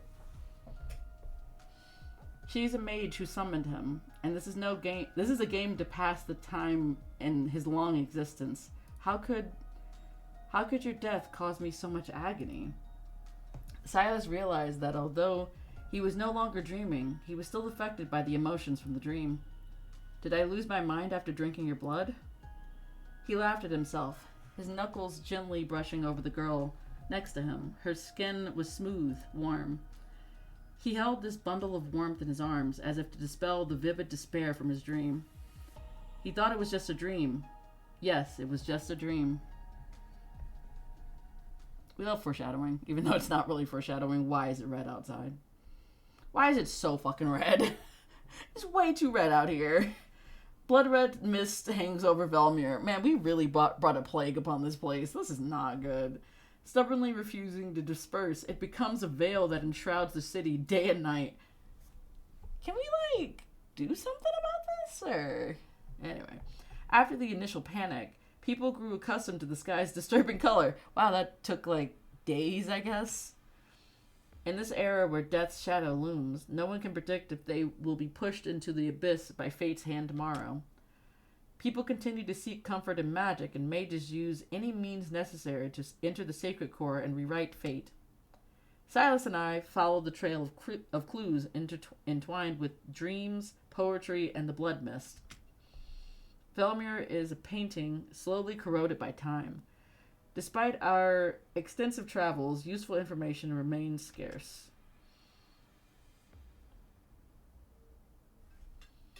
Okay. Are we eating now? Marquis Swain passed away from an illness several days ago. An illness, you say? My lady, my lord, you attended a ball he hosted when you first arrived in Oh. Belvoir. Do you remember? Oh, that guy? He's dead? Oh, shit. That's not good. At the dining table, Sylus and I exchange glances. We're like, oh no. But the housekeeper's expression remains as calm as ever. He looked... What is hale? What does hale mean? I don't know. He looked hale back then. They say his heart stopped did he beating. look? Such tragedies aren't uncommon, yet I mean, that can everyone happen. believes it's connected to the ominous mist. I mean, I don't know how old that man was, but that can happen. All Anyway. the nobles are desperately inviting mages to divine their fate and extend their lifespans. I don't think the mages can do that. Second part. If my lady and my lord wish it, I can arrange for one to visit you. No, I'm a mage. Why would I need to do that? Also, she's an immortal. Wait a minute, we're both immortals. My lady, my lord, today's steak was selected from the healthiest calves raised Healthiest? on farms outside Why do you the say it city. like- It's been seared at a low temperature with herb butter. Herb butter. Anyway, the elderly chef anxiously watches as the maid serves the dishes. He casts uneasy glances at Sylus while his voice unconsciously drops to a whisper. If the Count doesn't find it beneath him, please, do try it. I glance at the untouched dish in front of Sylus and can't help but pity the dejected chef. I wish I could tell the chef that the Count is only interested in blood. To my surprise, Sylus picks up his knife and fork, cuts a small piece of the steak, and places it in his mouth to chew. It's not bad. Thank you. Look at you be I'll nice. go ahead and prepare the dessert. The housekeeper and maid also visibly relax, and the atmosphere in the dining room seems to improve by a considerable amount. So Sylus can be like this too. What is it? It's nothing. I saw a hint of humanity in the Count, and I'm not used to it. Perhaps. I've been drinking too much of my wife's blood and was infected with the consumption. He says this out loud, as if there's not other people in the room with us. Anyway, I glare at him as a servant. Yeah, I was gonna say, I feel like anybody could have heard that. Anyway, I glare at him as a servant delivers a letter to the housekeeper. It's from Duke Bass. Who? His Grace has invited you to a hunt. Oh, we're hunting now? I don't want to go hunting. Why would I want to do that? They still wish to hunt as the blood mist covers the sky? Do they not fear death anymore? My lady, you may not be aware, but ever since the blood mist descended, extremely rare animals have appeared in the royal hunting grounds outside the city. That's weird. It's really weird, actually. What? Oh. How rare are they exactly? You would be interested. They say deer with silver horns Mhm. and pheasants exhibiting golden feathers were spotted, and they've only been depicted in books. All the noble families are competing to hunt them. What if they're not real? What if this is all an illusion? Anyway, Saz and I exchange a glance. We recognize the interest in each other's eyes. Unusual animals suddenly appearing. This might be connected to the sacred core. Since His Grace gave us an invitation, there's no reason for us to refuse. Besides, my lady should acquire new attire. A custom hunting outfit should do. Why am I also hunting? This is some bullshit. I don't want to go hunting. Wait, never mind. Technically, she is a hunter, quote unquote. Anyway.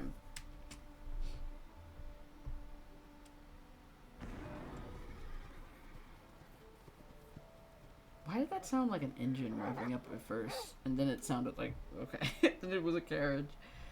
Sunlight pierces the crimson mist. Where is the mist? The mist is not in the room with us. It cascades over the forest located in the royal hunting grounds. Every leaf is coated with a blood-red light. Iconic. The horn sounds... Wait, who? Hounds bark wildly as they run, and dozens of magnificent horses gallop through the woods. They temporarily disperse the eerie atmosphere that looms over the forest. Look, there's a deer with white markings. Why does everybody have a weird accent suddenly? Like, everybody has a weird accent. All of a sudden. Jeez. Alright. In the distance, a herd of startled deer races into the forest steppes. Their fur is adorned with vine-like white patterns.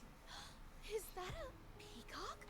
There are wild peacocks here? I feel like this is a trap. Anyway, on the other side, a silver peacock stands on a large rock while displaying its tail. Its feathers shimmer with an almost surreal quality. I feel like this is going to be a trap of some sort. The nobles are frenzied over these supernatural sights. Their servants and horses divide the forest into chaotic, noisy sections. I guess none of these creatures are your actual targets.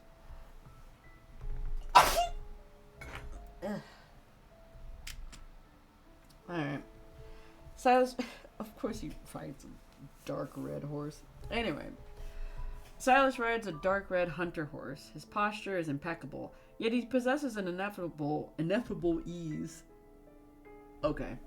I could almost believe he's going for a casual stroll. According to the books I've read, when the sacred core is about to manifest, living creatures are transformed by powerful magic. They become incredibly beautiful. Are there any tomes you haven't read? You're a walking sacred core encyclopedia. Encyclopedias are thick. Those who can only make nasty remarks should be careful, lest their skulls be crushed by one. Oh, magic. An unusual magical force slowly reaches out from the depths of the forest.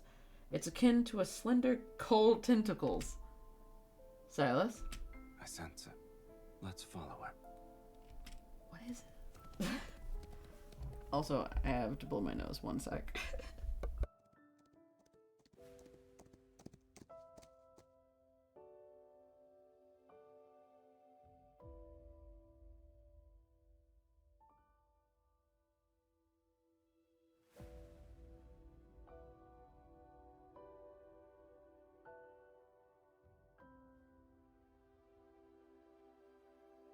Now I'm good.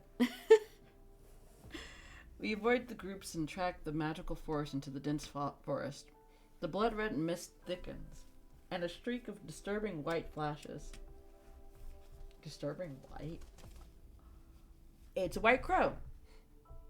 Also, for those of people who don't know, one of Sylus's, I would say familiar, I don't know what you want to call him, is a crow that's a black crow, and it's a mechanical crow, and his name is Mephisto. So interesting that we're getting a crow in this card, seeing as this is before current Sylus. So that's fun. Because I've always wondered why, because like Sylus being connected to like dragons makes sense, because he was a dragon in his previous life. But I never understood why he ended up becoming associated with like crow feathers for some reason at some point. Anyway. It's a white crow. Its feathers are as pure as snow. A rose vine crawls out from its back. Huh. A semi-transparent bud grows on the vine, and thin streams of blood are flowing within it. Huh. It's a magical creature. Yeah, don't say. Are we not going to talk about whatever tentacle creature we were talking about like 2 seconds ago? I dismount, my fingers moving rapidly as a glyph appears in the ground. Uh-oh. Oh, shit. The glyph wraps itself around it, akin to a chain that's about to tighten and trap the white crow. You son of a bitch. This isn't Genshin. Nope, not today. Genshin will be Saturday. Oh, you're getting back. I never told you I was streaming Genshin today. Bathing complete. Bappin. Anyway, a dozen blurry figures appear in the mist. They transform it into sharp spikes and unleash a barrage of attacks. It's not yours. Oh. Before I can dodge, Sylus is already in front of me. He twirls his staff to block the spikes. This shit again. You'll be unable to There you go with your obtain silence. this. There you go with those Sylus shit. You right. The silence. Not the Sylus sisters. Silence. You'll be unable to obtain anything with the speed. Yeah. Sylus, these are illusions. I already knew that. The real spellcaster is hiding amongst them. Attack with me. Oh, are we gonna resonate? I swing my staff with him. Crystals expand into a glyph and pierce the illusions in the mist. These people severely underestimated the connection between a husband and wife. What do you say, my lady? Also, we were pretending to be married because he has to be somewhere, and so he has to be with me. So, since we're living together, he has to be my fake husband. Really funny. That's what I'm What? gonna try. You gonna try that? Yeah. Hey, babe, I'm silent. Marry me. Okay. You're a silly goose. I'm a very serious goose, actually. I suppose you refuse to miss any chance to flaunt our relationship count. Also, there's a salted caramel on the counter in the kitchen for you. Oh my god. There's a singular salted caramel. I'm not surprised. Literally, yeah. We trade barbs as usual, yet our rapport in battle flows more smoothly than ever. That seems pretty normal for both of you. Why are they coughing like that? The mages who want to take the White Crow are forced to retreat. How are there so many fucking mages after this shit? Anyway, because didn't we trap those other mages? Anyway, powerless, they can't fight back. I turn to activate another glyph. I'll capture the White Crow. That's never good. A familiar nauseating agony explodes in my chest. Oh, is it because of her protocore? My breath is almost cut off. I fall to my knees in the cold, damp mud and the power of my glyph dissipates. Uh-oh. I flirted with the cute cashier at the candy shop today. She said no and called me dumb and stinky. Wow. I did no such thing, but okay. It's because you were asking for a kiss from somebody working, you weirdo. Has this happened before? Am I tripping?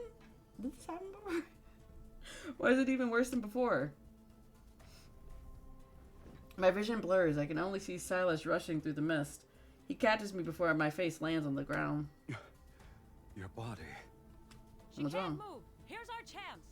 Uh-oh. A dozen or so mages surround us and raise their hands in unison. The ground erupts with blinding white light. Accompanied by a deafening roar, spiraling rings of light rise. I can't kill them all when the linkage is limiting me. They need to come closer. 5 rings of light rotate in various positions and mesh together in a gear-like fashion as they close in. My energy and Sylus's are draining. Several impatient mages move, hoping to seize the opportunity to capture the White Crow. At last. What are you doing? Within range, Sylus cuts through the group of mages. Akin to a blade, his staff repeatedly pierces their chests. They dead as hell. What? What? You want to drain my energy? Pay for it with your blood. Fiend! It's a fiend who drinks blood! Okay, so he's a vampire, but also a fiend. What a weird situation. We all? I don't know. Are you not a vampire? No. Why not? Can you believe that? Go give him the suck. No. No, other way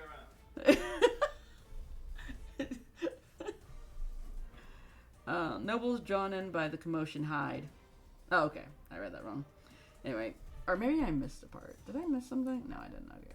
Keeping their distance, their faces turn ashen as they witness Sylus furiously drink the mage's blood.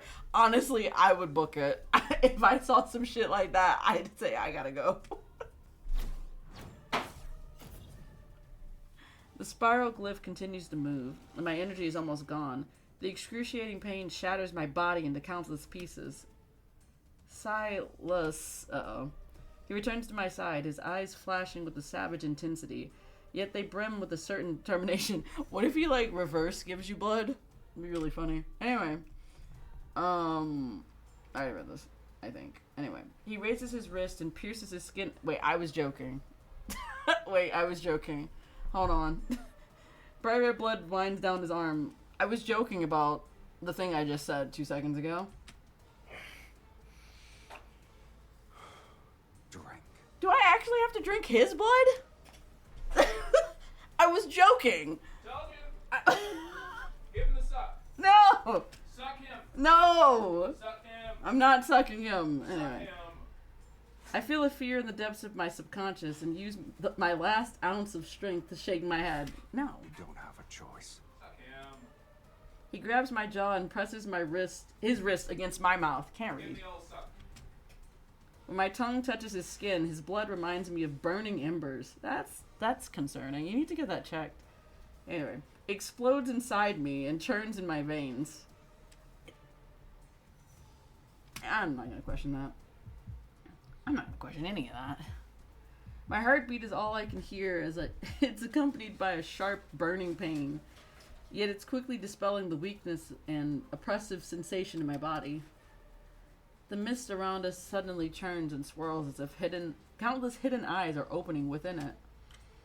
The gear-like glyph is silent. It's dissolving into the mist. Lean on me. We'll leave this place. Are you gonna get the bird? We came here to get that bird, I think. Anyway, our figures vanish into the depths of the blood mist as Sylus holds me. The fuck? Alright. Alright. Can you believe that? Abigail? What's up, Peggy? Who the fuck is Abigail? I don't remember the first one's name. Angelica, I think. Wait, is that right? It's Abigail. No, it's not. I think it's Angelica. Am I right? Hold on. I have to look up the Skylar sisters. Wait a fucking minute. If I can only spell Skylar sister. Sylus sisters.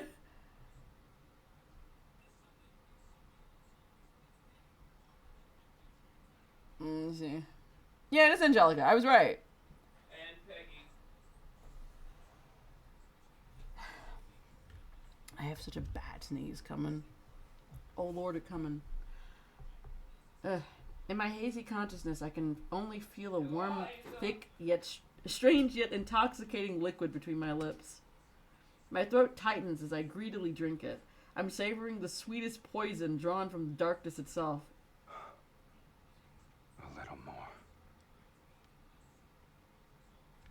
Breathe. You're doing well. I have questions. I have lots of questions. Anyway. I slowly open my eyes and my vision is only filled with a dark crimson hue. Well, that's not good. Blood?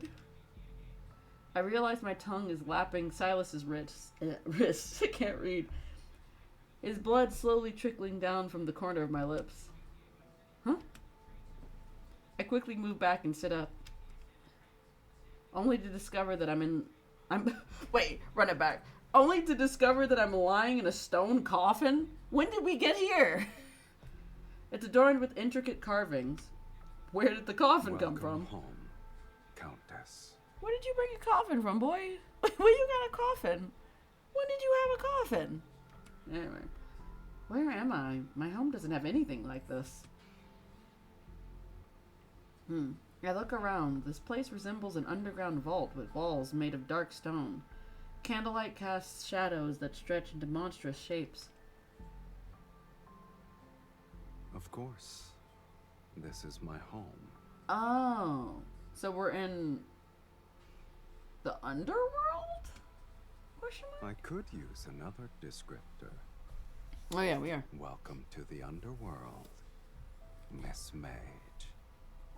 We in the underworld now. The underworld? How could a human possibly enter this place? Oh They yeah, would because have to drink my blood. oh, that makes sense. Because they did say before that humans can't enter into the underworld. It's only fiends. Okay. The metallic taste of blood lingers in my mouth, but I'm not repulsed by it. How strange. Girl, get yourself checked. Stop that. The suffocated feeling from before has subsided without me noticing, but the pain inside my body still reminds me of everything that happened. The White Crow. The clues to the sacred core must be on it. I force myself to climb out of the stone coffin, but when my feet touch the ground, I collapse from excruciating agony. Oh? And it's the bird. The bird here. A white feathery figure flies across the underground chamber and lands gracefully on Silas's shoulder. Here's your clue. In your current pitiful state, you shouldn't be running around willy-nilly. Why did he have to put emphasis on pitiful? What a bitch. This magical creature can enter the underworld too? Since it was prey that caught your interest, my lady, I naturally couldn't let it escape. I'll admit, it's peculiar. I've never seen a magical creature that can freely travel between the human world and the underworld before. Sylus helps me stand. The white crow shows no intention of flying away. Instead, it tilts its head as it watches me. Are we talking about Sylus or the actual crow? Anyway, the vine on its back sways gently with each breath, its bud remaining tightly closed as if it's hiding secrets. I wonder how long it'll take for the flower to bloom. When it happens, what you're looking for might reveal itself. That's fair. But your weakness has been exposed. Those mages won't give you a moment to breathe anymore. You right. If you leave now, you'll be walking into death's sweet embrace. I mean, can she technically die? Because she is also still an immortal. I don't know. His eyes reveal the typical mocking gleam, but there's a hint of genuine concern. I remain silent for a moment. The intense anguish coursing through my body forces me to lean on him for support. If you don't mind me staying here, then I'll wait for the rose to bloom, Count. I have welcomed you from the very beginning.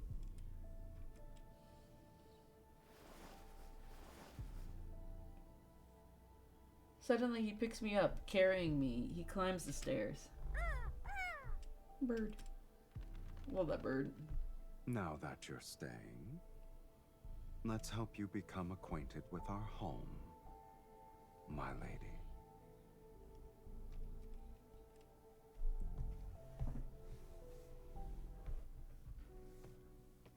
Oh! It's the chapel! I forgot about this. So, chapel. Chapel. Oh, so to explain, there are certain things in Silas's lore that all like connect to each other. This chapel is one of those things. So this was like his first home in every timeline, honestly. It's also like the place where he died. Wait, no. Well, technically, he didn't die here. I think he died somewhere else entirely in the second myth. But this is like his first home. This was also his first base in the current timeline, because this place exists in reality there too. And also, this is also the place where I think it was also the first home for Sylus and the sorceress from the second myth card. I don't know. Anyway, it was a lot of things, okay? This place is incredibly, like, deep in lore and whatnot. I don't know all the lore, okay? I'm very bad at lore in this game. I also just don't remember everything. I forgot that this was also in the fucking chapel. This is also the place that we get married at, in that one card where we get married. All of this happens in the same timeline. We got married? Not me and you, bub. Why not? We can get married. Sylus and I reach the top of the stairs. The scenery greeting my eyes is so breathtaking that I almost forget my pain. Also, I like that in each version of this, the chapel is either in absolute disrepair or it's like pristine. Every single time it's one or the other, which is interesting. There's also like an organ that you can play over there, and there's like a specific song that I think MC sang for Sylus in the second myth card that she specifically remembers and plays in the future. It's a whole thing. It's a whole thing. Super complicated. Not gonna get into that. Anyway. Somehow she remembers things, but she doesn't actually remember. The soul remembers. MC forgets everything, apparently. Inside the massive castle with its vaulted ceiling, bright candlelight, this is a pretty song, reflects off countless treasures. Its radiance is dreamlight and dangerous. Massive beast skulls hang as decorations. Girl, where? Crystals taller than a person contain strange weapons and items that shimmer with an otherworldly glow. I had completely forgotten we were going to be in this chapel again. Is this how you live like this? Why did she hit him with the "you live like this"? Anyway, is this how you live in the underworld? No wonder you hate being summoned. They're nothing more than trophies. Opponents I've defeated here. Mages who tried to summon me only to die. You just been collecting I bodies? always keep one item from each of them as a souvenir. I see. You're still a hoarder, it seems. By which I mean, because like, in this previous life he was a dragon, so makes perfect sense. He also does the same thing in the current timeline. He also has a hoard of other items. His nonchalance sends chills down my spine. So this place is actually a graveyard. Your sense of humor never fails to delight me. Does he think I'm joking right now? Am I a joke to you? Even if this is a graveyard, it's been deathly quiet for a long time. That makes sense. I've Anyway. run out of rivals in the underworld. There are no fiends who dare to challenge me. Understandable. Anyway. And I can count the mages who survived long enough to complete the summoning ritual on one hand in the past century. So, I'm bored. I'm not surprised. I'm also a mage who summoned you. Are you planning to take a souvenir from me? He glances at me. Oh. We'll discuss that after you're dead. I don't think we'll be discussing anything after I'm dead. Heh. So you also have a sense of humor. It's a pity that the underworld and the human world lack individuals like you who appreciate it. It seems my sense of humor is destined to only entertain you. That makes sense. As he carries me around to brag about his keepsakes with great enthusiasm. Why does that sound adorable? What? I catch a glimpse of something within the castle. Oh. Is that a pipe organ? Ah, yeah, I was talking about that like a few minutes ago. In the midst of flickering golden light stands a silent, imposing, dust-covered pipe organ. This man still has this fucking organ in this building. It's been forever. Brother, shut up. Anyway, its wooden casing has lost its luster. As if it's been forgotten in the depths of time. Can you play it? I'd like to see I mean, technically she can, but I don't know. He places me on the bench and I press a few keys. place you on a bench. That fucking scared me. Unsurprisingly, some are out of tune. Others don't produce any sound. That's normal. No one has ever played it. Interesting. In this timeline, nobody played it, but in the other timeline, somebody did. Alright. And you consider it normal? A room of treasures arranged around a broken pipe organ? Is it special to you? Sylus doesn't answer. He picks me up again and carries me. I'm about to ask more questions, but the sight before me makes me forget my curiosity. Girl, what are you talking about? Will we look... Never mind.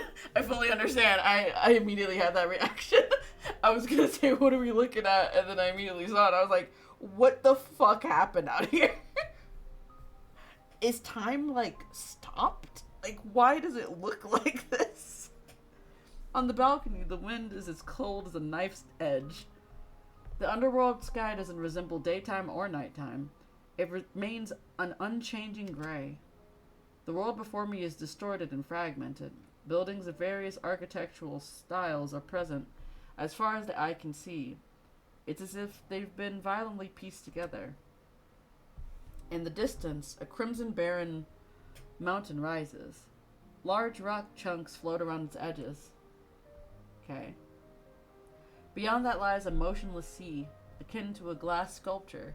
The waves are frozen as they break. What happened here? The fuck happened here? The underworld described in various books is nothing like this. You should read less nonsense. These structures seem to be different from different worlds.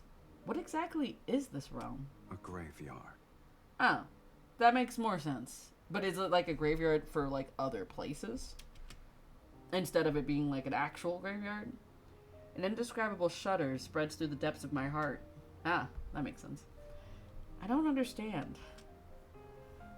He slightly turns his head, his gaze passing me like the wind. You're not the only one who wants to rewrite fate. And there are other timelines with people such as yourself. Have you ever wondered where those discarded fates go? So like if a world gets destroyed, it just comes here? Established cause and effect cannot vanish into thin air. A place must receive these fragments erased from various timelines. This leads to a lot of questions. Because, like, were you also erased from a timeline? I don't know. But also that would make sense because I think the chapel is actually, like, in deep space. Which is, like, kind of like a world between worlds. I don't know. It's so complicated. I don't want to try to reason. I don't want to, like, make this make sense in my brain right now. God, I'm gonna have to, like, watch somebody's theory video about this shit because I have no idea. When enough fragments accumulate, they form ruins. The underworld is a fate's graveyard. That makes sense. Also kind of fucked up, though. Oh, birds. Similar to a hunter searching for carrion. Above a graveyard, the white crow soars in the distant gray sky. Oh. I don't know if I'm stunned by Sylus's words or affected by the countless energies surrounding me. A ringing noise floods my ears and my limbs weaken. The magnetic field here is too chaotic. Your body isn't strong enough to stay outside for too long. Also interesting that, like, multiple timelines crashing together. It's so... Ow. I don't understand. Without saying another word, Sylus lifts me into his arms as he carries me back. I didn't realize I wasn't in his arms the whole time. Anyway. Black-red mist flows out to seal the doors and windows behind us.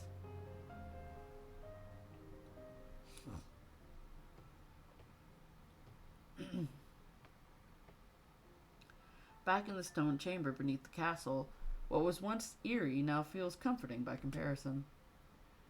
It's suddenly quiet in here. The stone chamber shields me from the chaos outside, and even my breathing becomes steady again. Only being quiet isn't enough. Okay.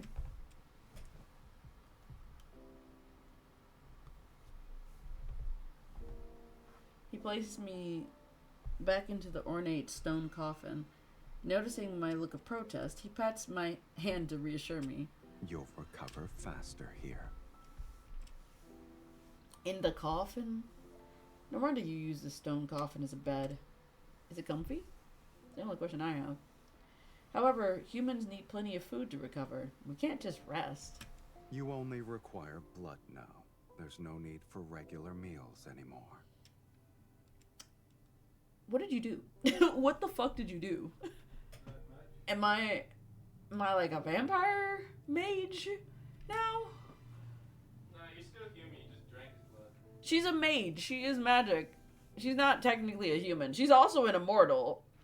Still not a human. Whatever. You didn't change. You just drank his blood. He said I don't have to eat food anymore. I only drink blood now. Yeah, he's crazy. He made you drink his blood. He's crazy. He made you drink his blood. Not unless I grab his hand.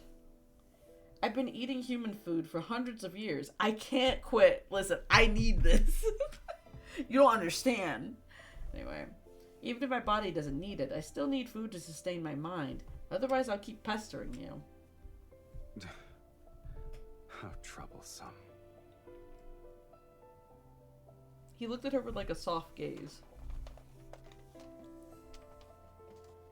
Alright. I hear rummaging, then Sylus quickly returns with several pouches in his hands. You're fortunate. In the underworld, my abode is the only one where human food can still be found. How the fuck is there anything in here? Why would there be food, of all things? I wonder who's the unfortunate mage you scavenged them from. This food isn't centuries old, is it? It's 100 years old. Ew. It's fresh compared to you. Damn, you calling me old and fucking saying the food is gross? You're gross. You're rude. You're Right. There are traces of magical seals on the pouches. Mages typically use this method to preserve food for extended periods. But no mage expects their food to last 100 years. Are you going to eat it or not? I don't think I have much choice, right? I'll try. It's probably like sand. Silas's face shows disdain, yet his movements are swift and efficient as he opens the pouches and lights a fire in the stone chamber to heat the food.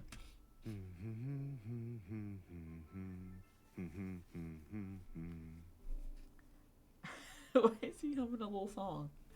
Anyway, I look at the cold, gloomy stone chamber and the coffin I'm lying in. Then my gaze lands on the busy, happy figure. Sylus, were you this elated when you were alone here? He pours the heated, sticky mass of food, onto a metal plate and hands it to me. What is that? What is that? No. I'm not surprised. It's because I'm giving you this meal, so I can feast properly later. Then I must be the first dish that makes you happy. I must be the first dish that makes you happy. A gourmet delicacy. You're confident about your status.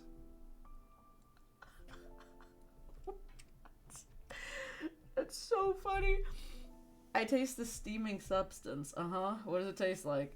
Although I'm not actually hungry, its aroma still brings me comfort and helps me relax. This isn't my first time lying in a coffin. When did you have time to lie in a coffin before now? I was suffocating and the people around me thought I had died. They hastily buried me in a coffin? Oh, fuck. You were buried alive? Once enough time had passed, I woke up to find myself buried alive. Oof. Hate to see it. I stare absently at the thick liquid on my plate. Girl, don't eat that. Don't eat it. Don't. But my voice remained steadfast. I struggled to crawl out of that coffin. I bet that place still tells ghost stories about me. But this happened ages ago. After several eons, I doubt anyone remembers. Sylus listens quietly. Surprisingly, his mocking expression is nowhere to be seen. Is that why you wish to enter the sacred core? What? Yes. I lower my gaze. It's the first time I've told anyone my real reason for seeking the sacred core. My suffering stems from a curse. Oh yeah, we talked about this curse Not at all, honestly. She mentioned she had a curse and then never explained anything. I lost my most crucial memories and only vaguely remember that because of the curse. So you lost memories, but you got a curse, and the curse was immortality? Alright. Only a certain person can grant me a true death. Interesting. It's the opposite of Sylus's situation from the second myth. Huh.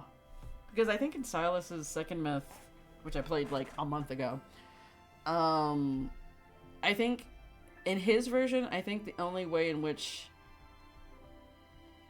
I think he could die was like by the hands of like MC or something. I can't exactly remember if that's exactly what it was, but it was something like that. Which is interesting, because like I don't think anybody else could kill him. It was like a whole thing, because ideally outside of that he was just like trapped. Anyway, interesting. So it's like the tables have turned this time. So now I assume it's going to be Sylus killing us or something. He quietly observes me as if he's looking at a reflection below a lake's surface. You want to rewrite your fate to escape eternal torment. Mm-hmm. Correct. Eternity for me is a nightmare I can never wake from. The flickering candlelight in the stone chamber casts a gentle glow on his face and encourages me to ask the question that has lingered in my heart for so long.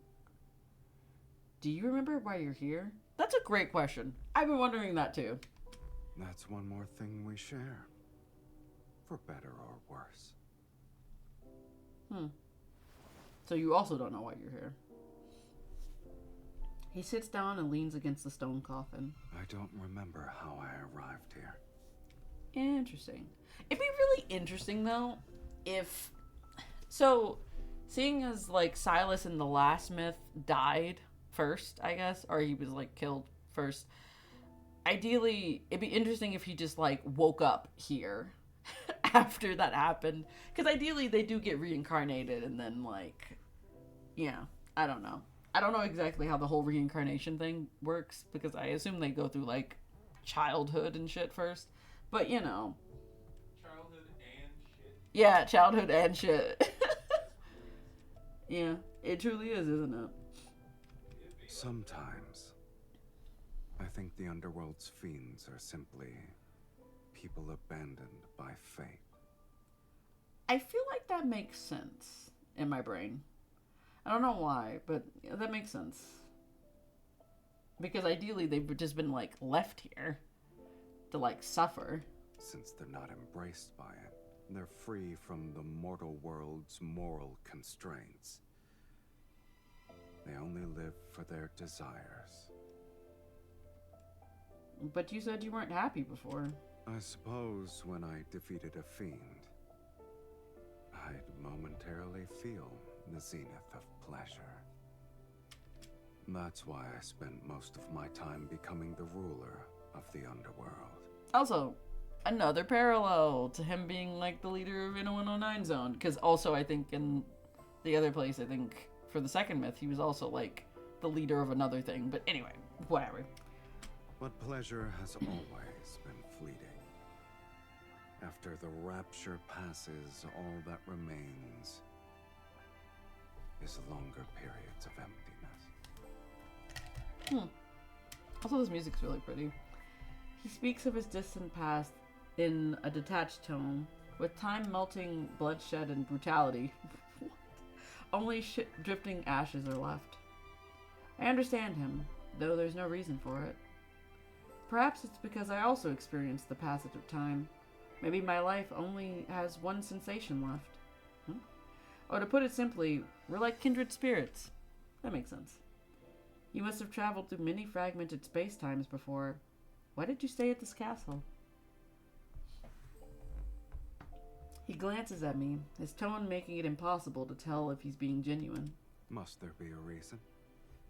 This might be the only place where I've seen a pipe organ. Sure, man. Sure. Is that so? It's the only object that feels familiar to me. Which makes perfect sense with the other myth card. Yada, yada, yada. Anyway. My heart races for no apparent reason. Why? That wasn't even like, whatever. An inexplicable thought appears in my mind.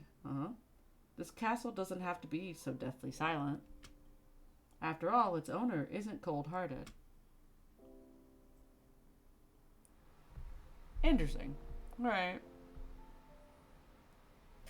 I hate the fact that they're setting us up to be like, oh, you guys could have a life together here and be happy, only to literally kill at least one, if not two of us in the next 2 chapters. Oh. I'm not ready. Also super weird to just see this background for a different card. Anyway, several days later, the torment inside my body is slightly subsided. Yippee! Anyway, I can now leave the stone coffin and walk around the castle. Living alone in a large building must be boring. Grayish light pours through the castle windows as the white crow dives. It's carrying something in its beak. It lands on the railing beside me and opens its beak. A black flower gently rolls into my palm. Aw. Thanks, bird. I wish you had a name. Is this a rose? It has the shape of a rose, but I've never seen this color before. What color is it? When did it bloom? Oh, is it the flower that's from the bird's back? I haven't seen the Underworld's gardens yet. I grab Sylus's wrist. Should we follow it and take a look? You've barely recovered, and yet you've already forgotten what happens when outside energies affect you. I've been stuck here for days. Besides, you can protect me. This is an order. Also, on top of that. Are you certain your orders still work in my territory? Do I look like I know things? Oh. Several wisps of black-red mist faintly swirl around me as if to shield my body. In this place, I'll only abide by them once. I'll do it once. Anyway. Whatever, man. Hey, bird. The white crow leads us to the area behind the castle. Ah. The hillside is shrouded in hazy light. To my surprise, a field of blooming blue and black roses lies at the bottom of the stone steps. The white crow circles above the sea of flowers, and the scene feels strangely familiar. I don't know what that's a reference to. I have zero clue what that's a reference to. I feel like I've experienced this before. In a dream? In Velmir, there's a secret garden filled with roses. It has red and white roses in full bloom. Oh, it's like the opposite, so I understand. Okay. I remember seeing a black crow there. Oh, there's a black crow too. Ooh. It feels similar to what we're seeing now. It's almost like... a mirror image. Yeah. I pick a few roses. Their rich fragrance is exactly like the scent one can find in the human world. It adds a touch of vitality to this cold realm. Perhaps the human world and the underworld aren't completely separated. How else could this white crow travel between them? And it carries clues about the sacred core. It can be considered a messenger. The sacred core's messenger is similar to an ominous sign. It deserves a fiend's name. What are you gonna name this fucking crow? Are you gonna name it Mephisto? The crow's like, what? We'll call him Mephisto. So this is Mephisto. Well, this is the original Mephisto, because Mephisto in the current timeline is a black crow, and also not like an actual crow. It's a robotic crow. I don't know whether or not if at one point in time the crow was alive. A crowbot. Yeah, it's a crowbot that Sylus made for some reason. We don't really know why. But also we're getting Mephisto lore.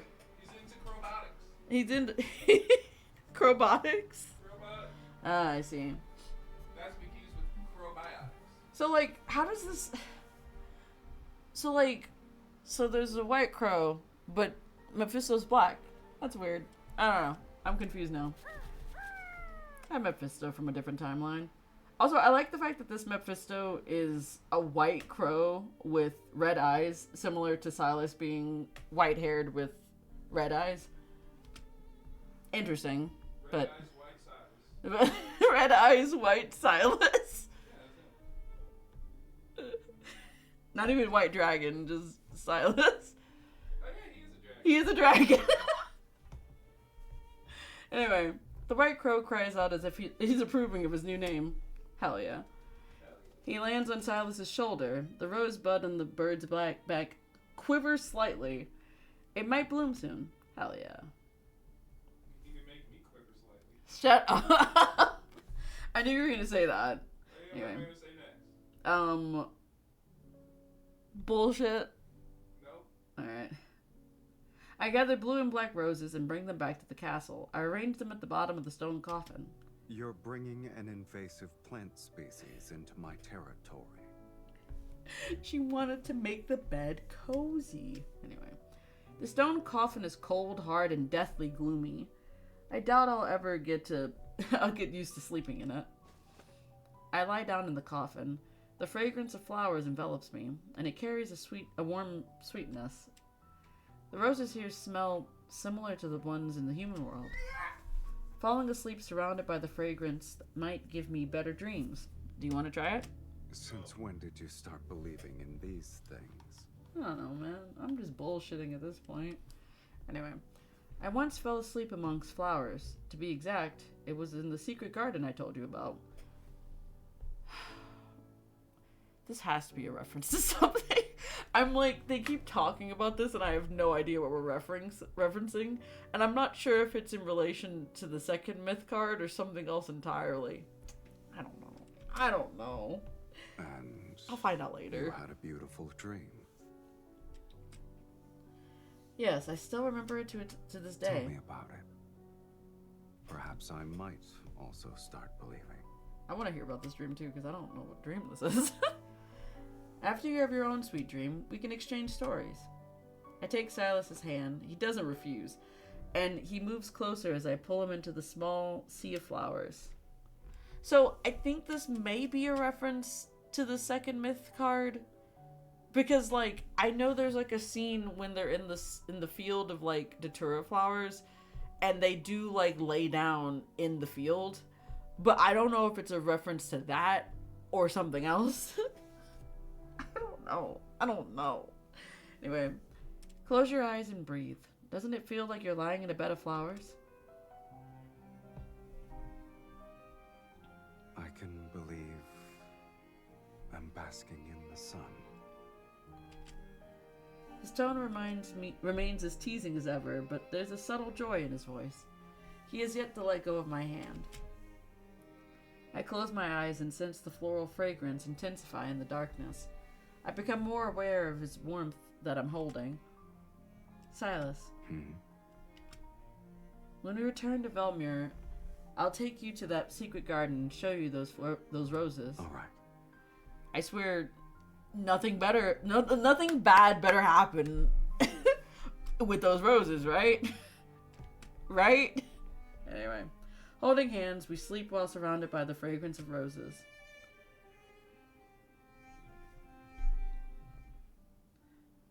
Thirsty. I'm so thirsty. I don't know how long it's been. My body is overwhelmed by an intense, unexpected desire. Dizziness, a parched throat, and emptiness in my chest. This isn't the suffocation heralding approaching death. It's an uncontrollable hunger. I'm subconsciously drawn to the presence beside me. I don't want the scent of flowers, but this intense, burning essence. I'm gonna bite this man while he's asleep. Oh, my bad. I'm sorry. I cut off your breathing. Anyway. I can't help but move closer to the source. Seemingly in a deep slumber, Silas's eyes are closed. I lower my head toward... Girl, why are you looking at his chest? Like, you were about to bite him, I assume, but like, what? I lower my head towards his chest and inhale his scent. His heartbeat awakens a deeper carnal craving within me. I follow his warmth over his collarbone. Girl, what? And his Adam's apple. I'm drawn to the side of his neck.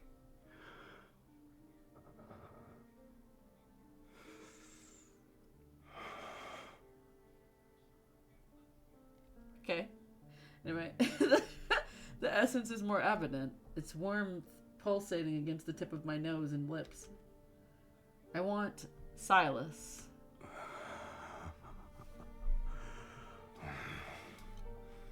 You don't need to restrain yourself. Is he awake now? Yeah, you're awake. Hi. Since we're the same now, why don't we make an exchange?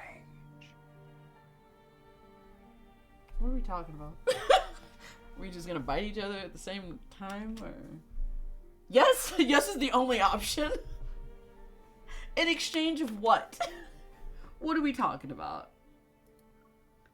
Yes. Yes, what am I agreeing to? The wild growing hunger inside me doesn't let me hesitate. I agree instantly.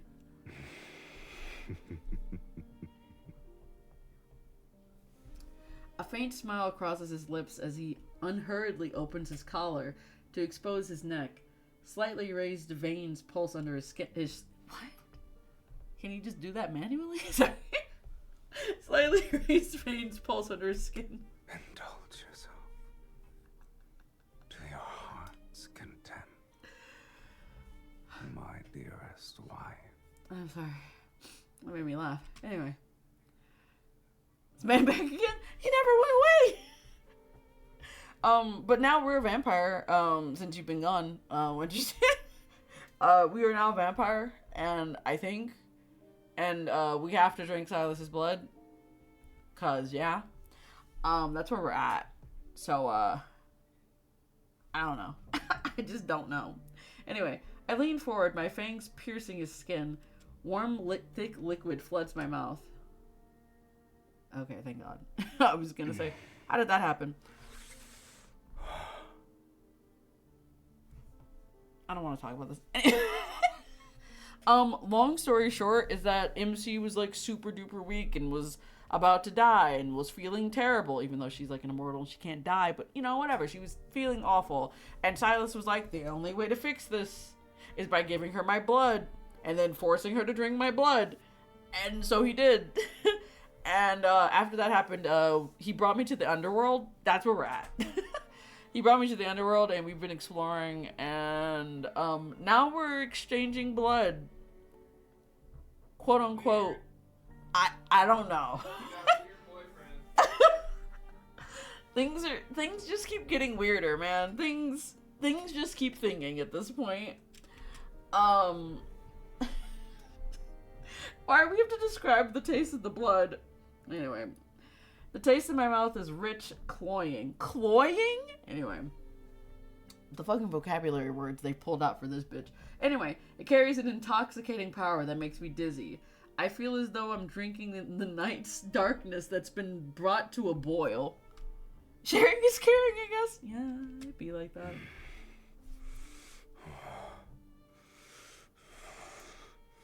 Give it to me. What are we talking about? As I tilt my head back to catch my breath, Sylus turns his head, opens my collar, and sinks his fangs into the crook of my neck. Okay, now we're just biting each other. That's where we're at.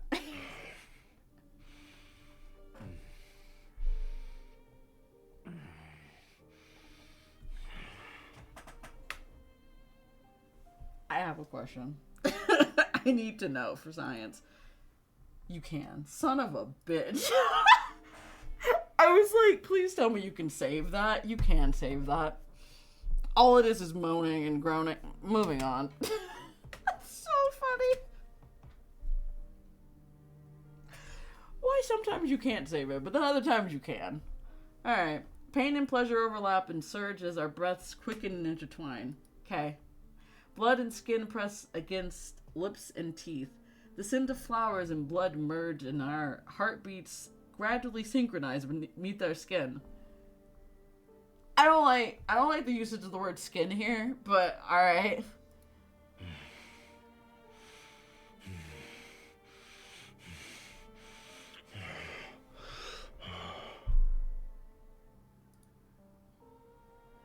Dark red blood drips from my pierced neck, soaking my disheveled collar. Okay.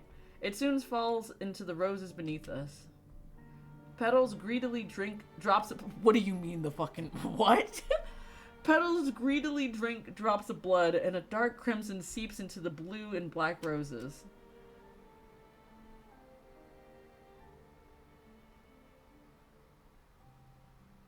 Oh, the music's gone back to normal now. Oh, great, thanks. I wasn't expecting that. Why are we on this song now? I don't know how long I've been asleep. Oh, great, thanks. In a realm between dreams and wakefulness, a slight pull on my skin makes me regain consciousness. What are you talking about? What? Next to me, Sylus lies on his side. He holds a soft handkerchief under... Wait, and unhurriedly wipes any traces of blood from the corner of my lips. I feel like this card is just getting weirder and wilder as time progresses.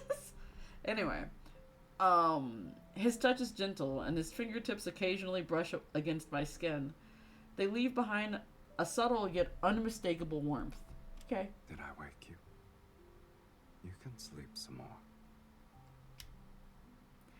I lower my gaze. The edges of the rose petals beneath me are still stained with dark red blood that's partially dried. They're seemingly whispering to me. The flowers?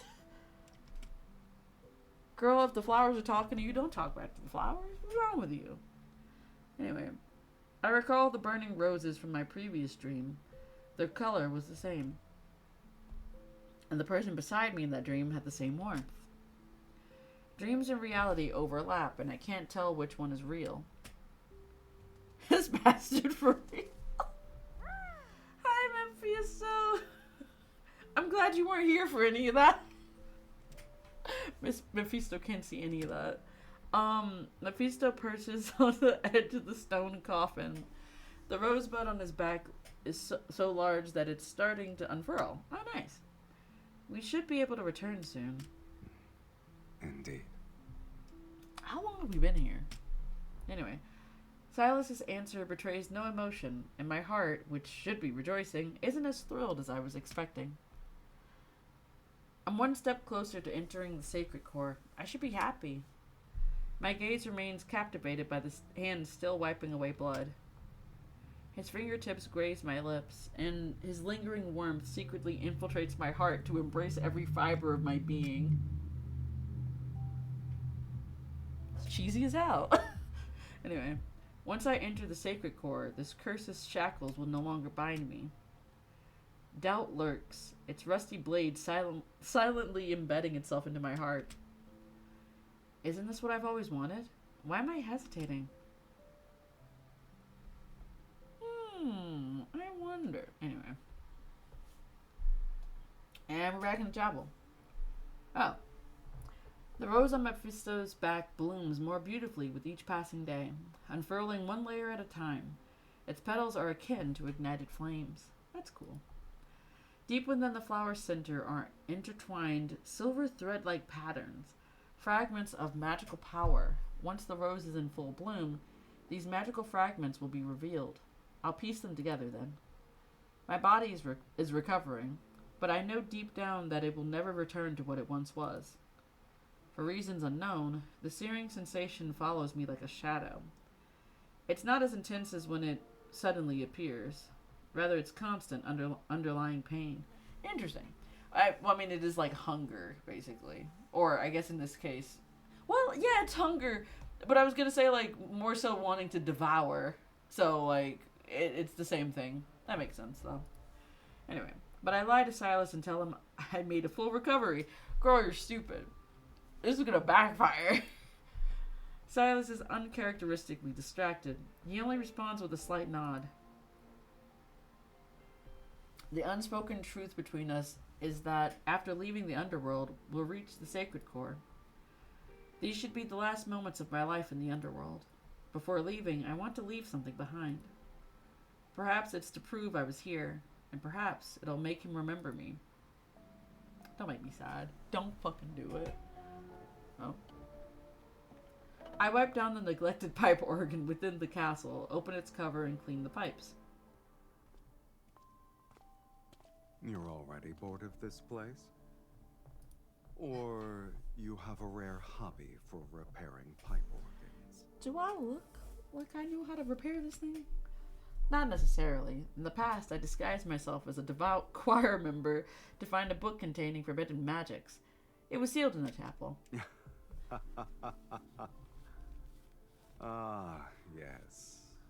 You do something of that nature.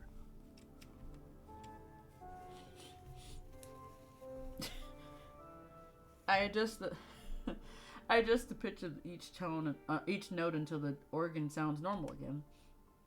I stayed there for a long time and learned tuning and repairing techniques. Convenient for this exact moment. Anyway, I never thought I'd get to use them here. We did it. We fixed the organ. I think it's tuned. Do you want to try playing it? Why don't you do that? The only pieces I learned back then were all monotonous and boring.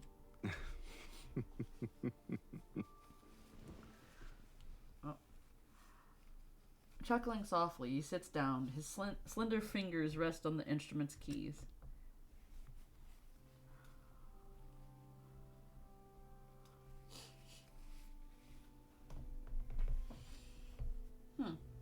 The melody flowing from his fingers reminds me of warmth submerged in water. I'm drawn into the depths of my memories. I think this is the same song that we played for Sylus in that one card. I think this is the exact same song, which is also the song that we taught to Sylus in the second myth card. I don't know. Moving on. Whatever. Brain got too much going on with it. My heart stirs, and I can't tell if it's because of the melody or the person playing it. Where did you learn to play this piece? I don't remember. Interesting. It seems like I was born with it. So yeah, I think this is the exact same song.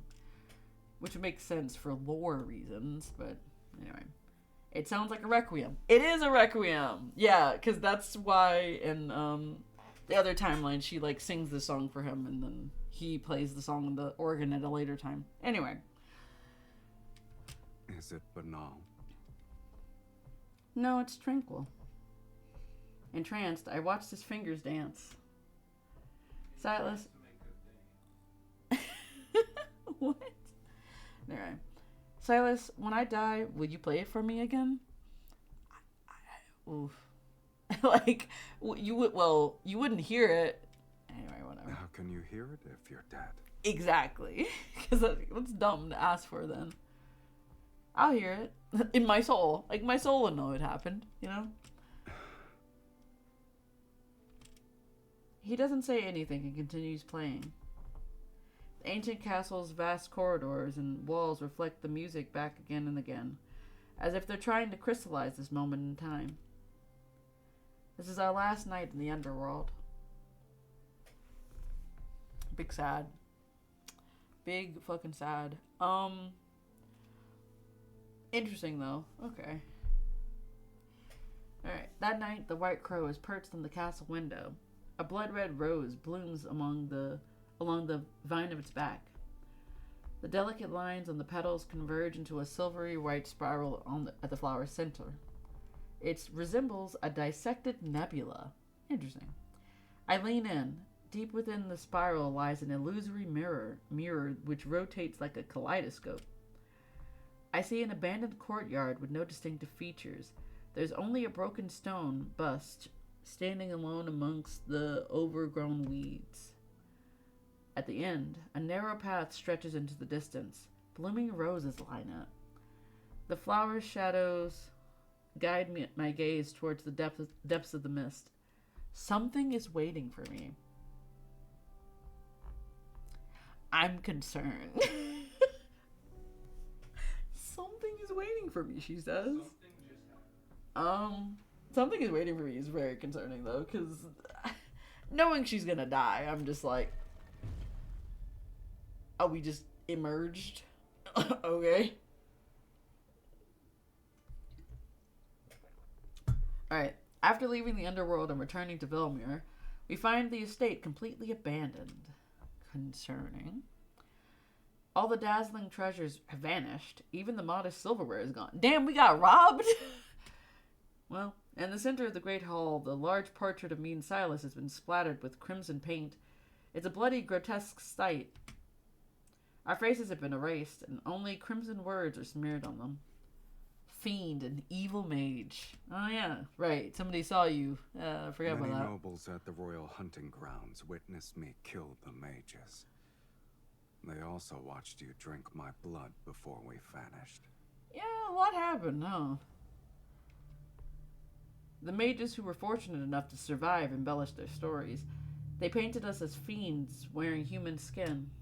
This is the price for summoning Sylus. I'm not surprised. And? But okay, alright. I let out a scornful laugh and waved my hand to destroy the exorcism glyph on the painting. People in this world are terrified of death. My immortal existence is inherently evil to them.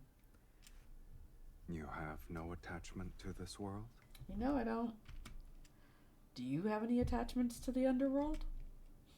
Silas gazes at me thoughtfully. No. I glance at the full-length mirror on one side of the room. There's no reflection in it. No Silas, no me. Oh, right! So I don't have a reflection anymore.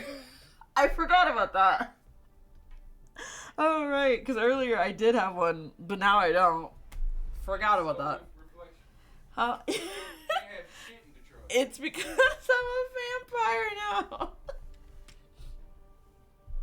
I'm not afraid. Instead, a secret sense of comfort washes over me. That's how it should be. I point at the mirror. See? We're the same. The same. He leans in, and I can see my reflection in his eyes. I like that. Cute. We turn and leave. We must find the prophesized ruined courtyard that's related to the sacred core.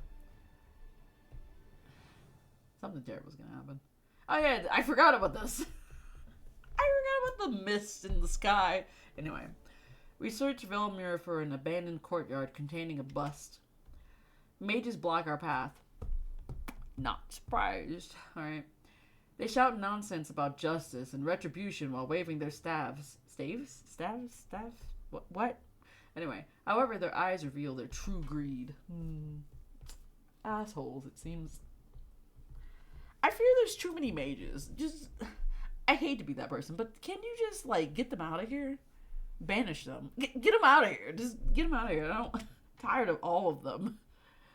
Justice's cloak is the perfect disguise for desire.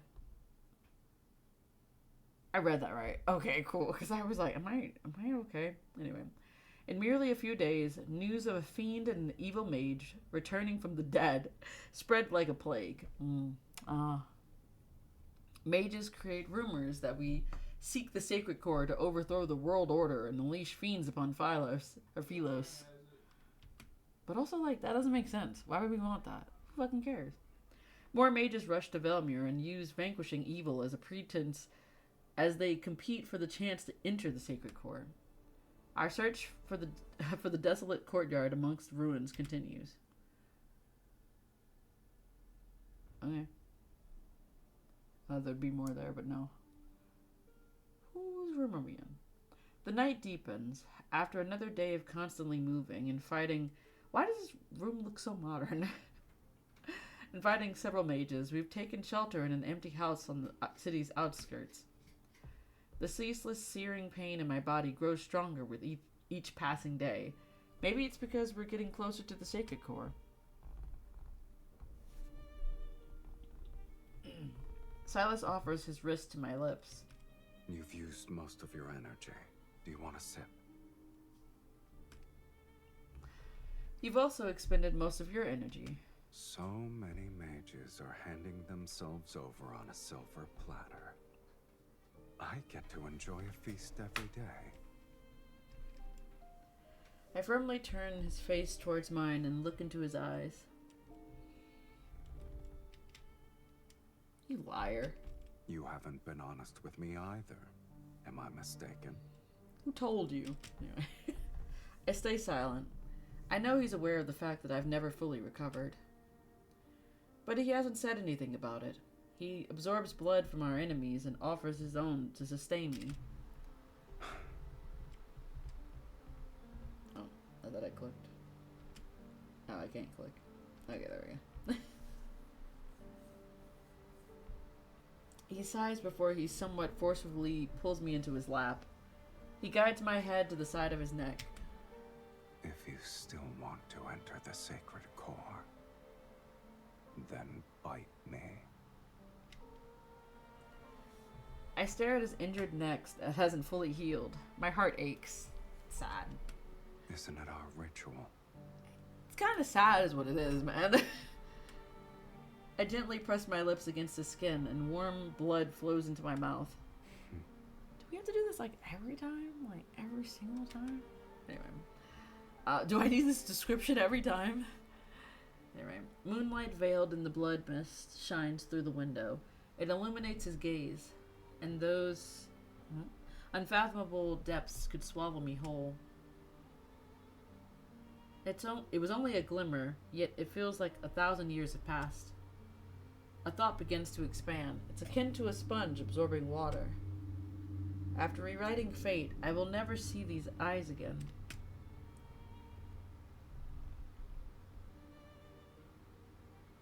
Alright, so now we're thinking about things. Look at us go. Why am I fucking talking about myself in third person? Psyche slowly falls asleep in Silas's arms. Who did that? Why am I talking about myself in third person for no reason? Alright. But even in her slumber, pain is merciless. Oh, okay, so never mind. It's actually Sylus saying this in his head.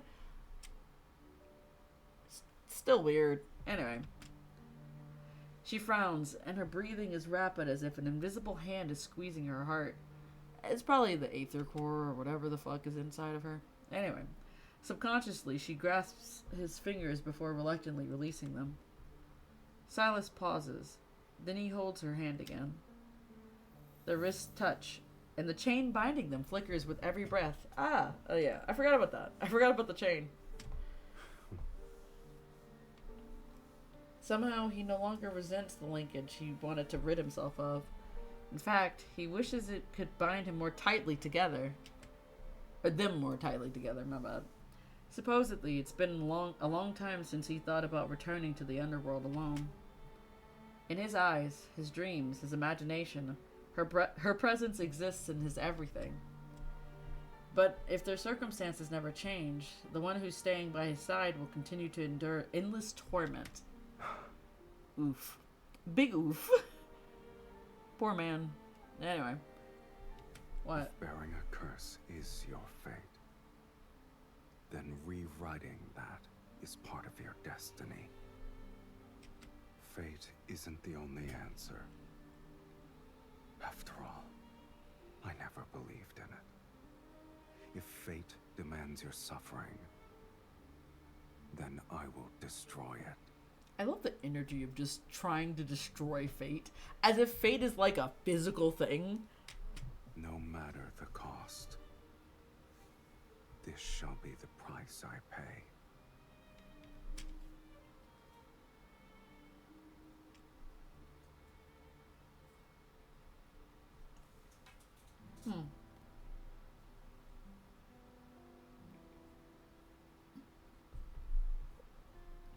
Alright, after searching through most of Velmir's courtyards without any success, we arrive at an abandoned churchyard. The stone sculptures here are intact.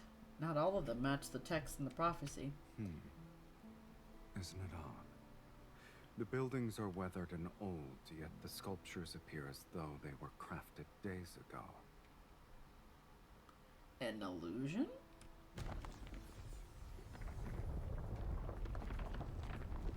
The ground suddenly trembles, stones break, and a massive skeleton rises from the center of the churchyard. Oh, we find the skeleton now.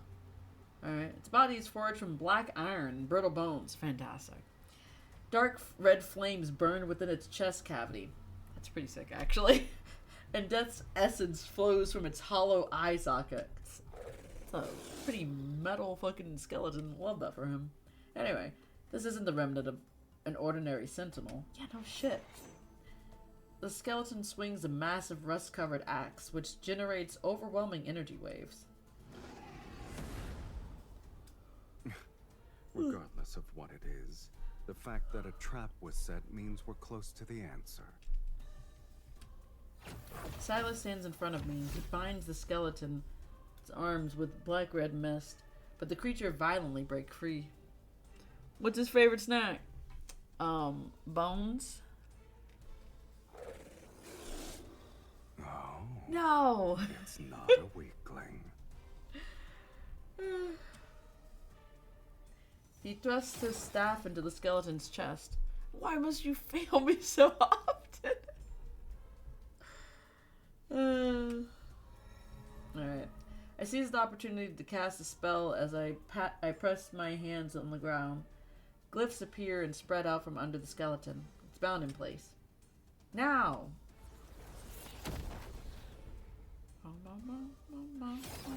Anyway. Sylus' staff pierces the skeleton's chest. Flames surge, but the beast doesn't fall. Oh. Well, I guess its weak point wasn't its chest. Anyway. Brittle bones scatter, only to reassemble. Larger than before. He got bigger? Anyway. The creature stands once more. The giant axe sweeps across the ground and sends stone fragments flying. The attack makes me slam against the base of the stone statue. Damn. Blood trickles down from the corner of my mouth. Get behind me.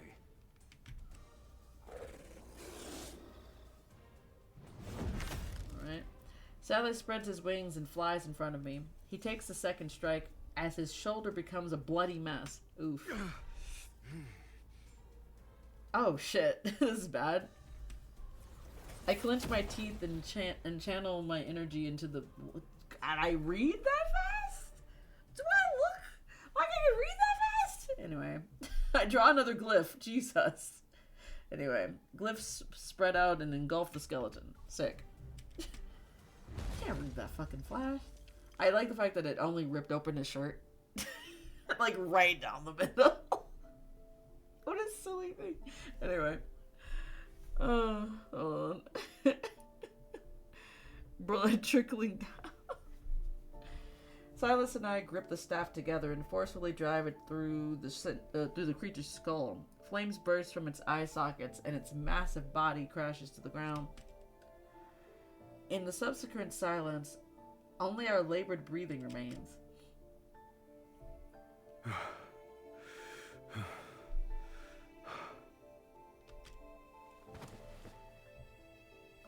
I fall to my knees, my palms covered in blood. I gasp for air as the searing pain inside my body intensifies. Uh-oh. Sylus folds his wings and drags his injured body over to me.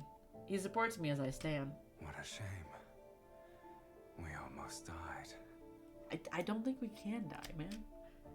Yes, we barely avoided that opportunity. In spite of our pain, we weakly smile at each other.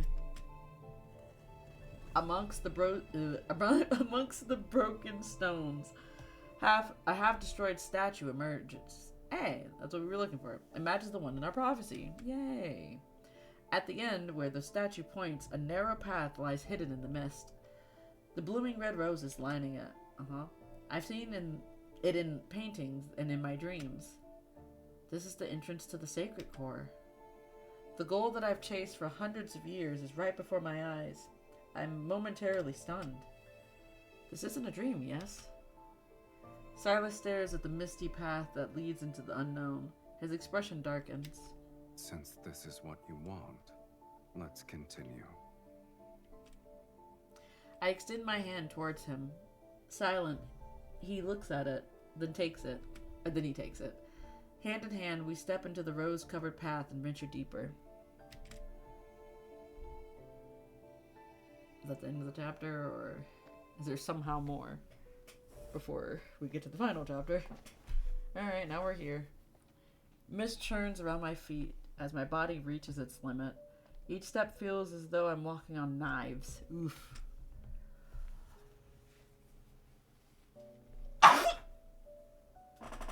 Oh, God. Thanks.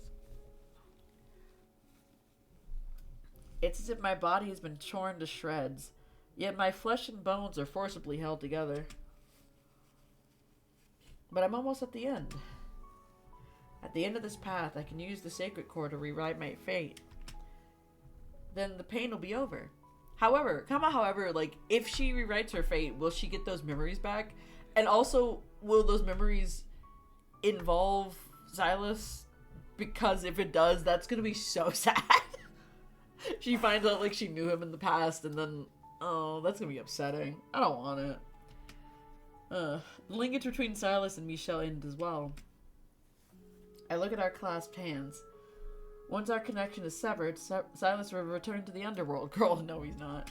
No, he fucking isn't. As for me, I'm uncertain of the life waiting for me. Girl, you're gonna be dead. What are you talking about? What life? You're gonna be dead as hell. But it will but it will be one without cause.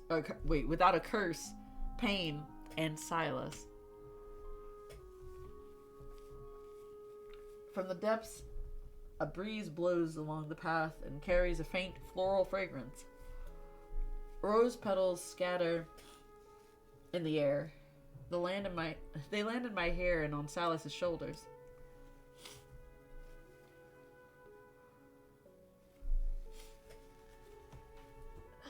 Alright. My gaze shifts from our clasped hands to his face.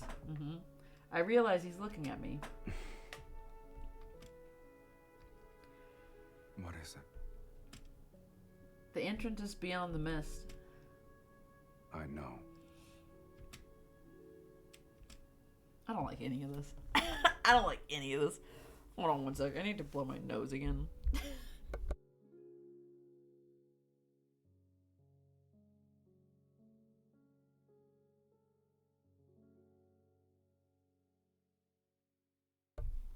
I'm back now.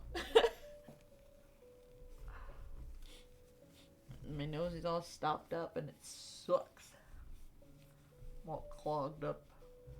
Anyway, I stopped in my tracks. Oh, did I miss something? Wait a minute. You're eager to bid farewell. Wait a fucking minute. Once I enter it, we might not have the chance to say goodbye. Okay. Oh. Did I accidentally click something? Or did it just do that on its fucking own? It did that on its own? Why did it do that? Why did I do that? I want to do it properly. It's similar to a proper acknowledgement. You don't want me to see the sacred core? Alright then. I wasn't even the slightest bit interested. His tone carries his usual sarcasm, but there's no trace of amusement in his eyes.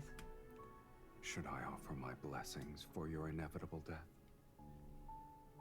I wish that you'll be free from curses and live an ordinary life without any sort of suffering. Or should I wish for us to never meet again? Sad. What do you mean kiss? Anyway, well, I didn't really... Alright. I take a step, pull his arm, and stand on my tiptoes to kiss his lips. A little smooch. Our lips have left wounds on each other's bodies, and we've felt each other's warmth and blood. Really? What do you mean, really? Right in front of my salad? Alright, I already read this. Yeah. But this kiss is different. How so? You kissed like 3 times. Whatever. Whatever, man. I still want to leave something behind in Sylus's life, even if it's a mere moment. I should let him forget me, just as I would forget him. Damn. But why do I selfishly want him to remember? Good question, actually.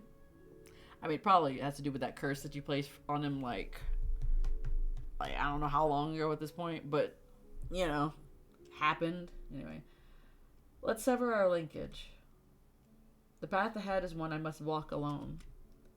Without waiting for his response, I silently recite the spell. The linkage at my wrist begins to glow. With a lingering, gentle vibration, it stretches like a silk thread being pulled apart. The thread of light breaks, its fragments turning into tiny motes of light that float away with the wind. They disappear into the mist. This is what you consider a proper farewell. Sylus, you're free now.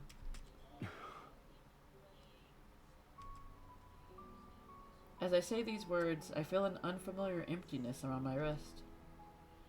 The emotion welling up inside me. Is it reluctance? It won't be long before I'm forgotten. But what makes you think I'll forget you? Of course you'll forgive me. It's a lie. He stares at me as if he's already seen right through it, yet he doesn't try to interrupt me. You can rule the underworld again. You'll live forever. I'm nothing more than a fleeting moment. Another lie.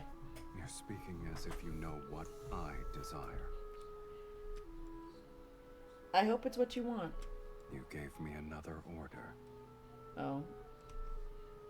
In the future, when you play the melody again in your castle, if I'm truly dead by then, my soul will still hear it. It's kind of sad because I think he did play the song at some point. Because I think this was the song that... He did play the song for MC at some point.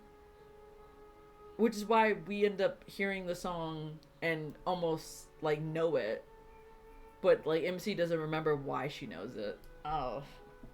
I hate it. I hate it here. He takes my hand, his fingers caressing my slightly trembling palm. Is this the final testament you want to give me? Why not? You always abide by my orders. With countless unspoken feelings buried in my heart, I look at Sylus and force myself to smile. Farewell, Sylus.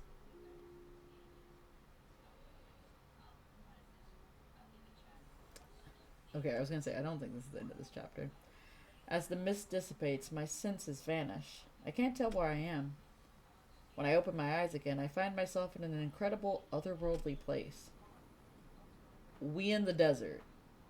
Okay. This place has no sky. What do you mean? There's a sky right there! Anyway. No sky and no earth. There's only endless white sand that's constantly flowing. Sand cascades from an indeterminable height. Layers upon layers of it almost fill my vision. I struggle to move. I'm like a prisoner trapped inside an enormous hourglass. Please listen to my wishes, Sacred Core.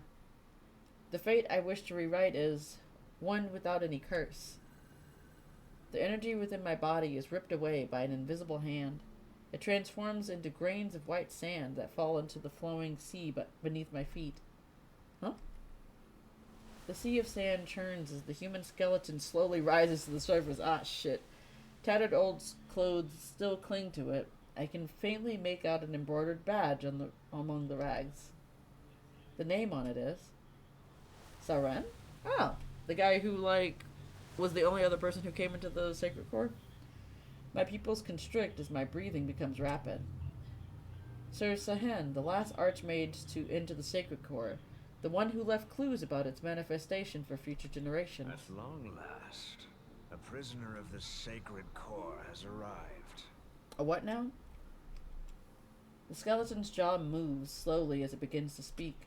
You've discovered that this is a lie. Oh. The Sacred Core is a lie? The Sacred Core could never rewrite fate. It's merely a vessel that devours the strongest souls. Oh. Oh, so it's like bad. Oh. But wait, didn't Sylus say that he was going to destroy Fate like an hour ago? I forgot about that. So, is he going to destroy the Sacred Core? Question I have. Anyway. All mages who went to the Sacred Core sacrificed their souls. I didn't agree to that. But I mean, technically, wouldn't that mean that she would technically die? Technically? Now it's your turn. Don't laugh at me like that. Yeah. Fear surges wildly in my chest. I struggle to stay calm as I create a glyph to slow the process of my energy being drained. Akin to a waterfall, sand pours down from above. Cracks begin to appear in my glyph, and as my scorching energy continues to disappear. I can accept death, but I refuse to be manipulated. A crystalline fragment attaches itself from my chest. Crystalline fragment? It emits a dazzling light. My body feels weightless. The excruciating, searing pain vanishes. And centuries of torment fade away as if I woke up from a bad dream. Is this the source of my suffering? My curse is a fragment of an incomplete soul? No. I desperately try to grasp that fragment. I didn't choose this. Rather, my action is driven by pure instinct. Even if it is a curse, even if it only brings me suffering and pain, something deep within me tells me I cannot lose it. So that's an Aether Core. It's definitely the Aether Core. Okay. I was like, reading that, I was so confused for like a split second. But yeah, so the reason why she's been suffering and also cursed this whole time has been because of the Aether Core. Why do y'all keep going as if I can read anything? Excuse me? Alright, yet my struggle is futile. The fragment drifts further away. My energy continues to be devoured and my consciousness rapidly disintegrates. Damn. Oh. As darkness closes in around me, a familiar light begins to spread from my wrist. The linkage I had assumed was severed pierces the waterfalls of sand. The layers of cascading white are torn apart. The linkage between us cannot be severed. Yeah, because the resonate? Whatever? I don't know. Whatever. Sylus advances against the sand's flow, his figure akin to a blade slicing through the false world. Don't come any closer. The sacred core will devour your soul. You can't stay here. What about you?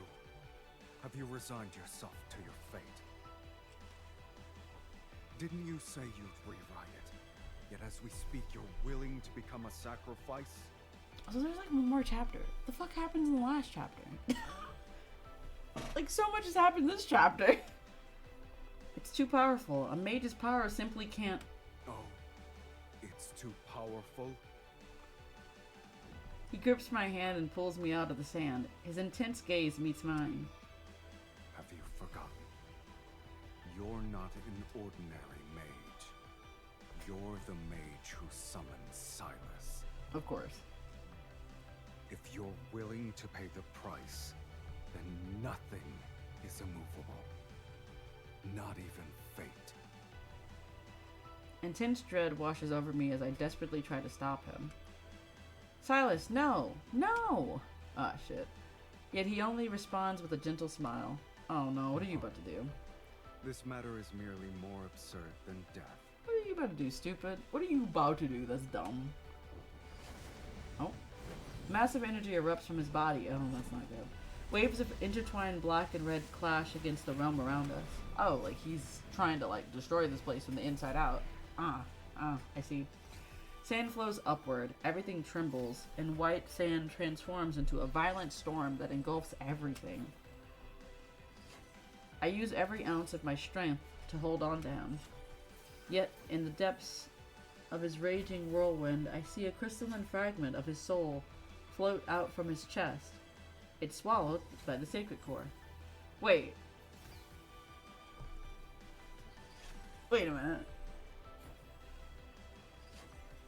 A crystalline so is it another Aether Core? Or is it... Wait. I'm confused. Because I'm assuming it's an Aether Core because Sylus also has one. But it's not in his chest. Unless it's something else that I don't know about. I don't fucking know. Moving on. Sylus! Ah, shit.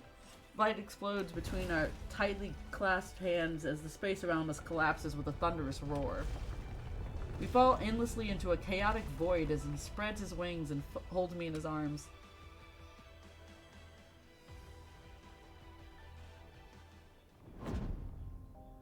Man, this chapter just keeps going. I keep thinking it's gonna end, and then it just doesn't. Alright. The world peels away and vanishes behind us. Silence returns. Silence returns. Sylus. My bad. Silas's breathing is erratic. His face is deathly pale, and his body feels unnaturally cold as he holds me. Uh-oh, that's not good. Without your energy, you won't be able to return to the underworld. I never intended to go back. I caress his cheek. He lowers his gaze as a weary smile appears on his face.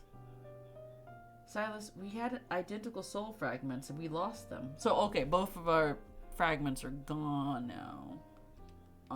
Okay. Are two shells that lost their souls still the same? So, like, was the Aether Core like a curse? Is that what I'm understanding? I mean, that makes perfect sense for a variety of different reasons, but interesting. I stare at him until tears blur my vision. The pain within my body has vanished. The curse of immortality has been lifted. Yay! I guess. I don't know. For the first time, I've truly become an ordinary human. My flesh, soul, and life are as fragile as immortals, and yet they're just as real. Why are you crying? Sylus, you wrote my fate this time. If our fates were different, how can we truly be the same? Also, something else I just realized. Because technically, I know that there's more going on with our MC, like the original, the current timeline MC than I know about because I don't know everything yet. But it'd be really interesting is like that is the reason why like our MC is technically a human, because like the last MC was a sorceress, this MC was a mage, but apparently after this all happens, she loses the what I assume is the Aether Core and just becomes a human instead of being an immortal, which is interesting. I don't know. Something I was just thinking about. I don't know if that's a real thing or not. I'm just making up stuff as we go. Anyway. But you paid the price of sacrificing every path that you would let return. But every path that would let you return. You'll never be as powerful as you once were. You've chosen the most difficult future for yourself. I have no regrets.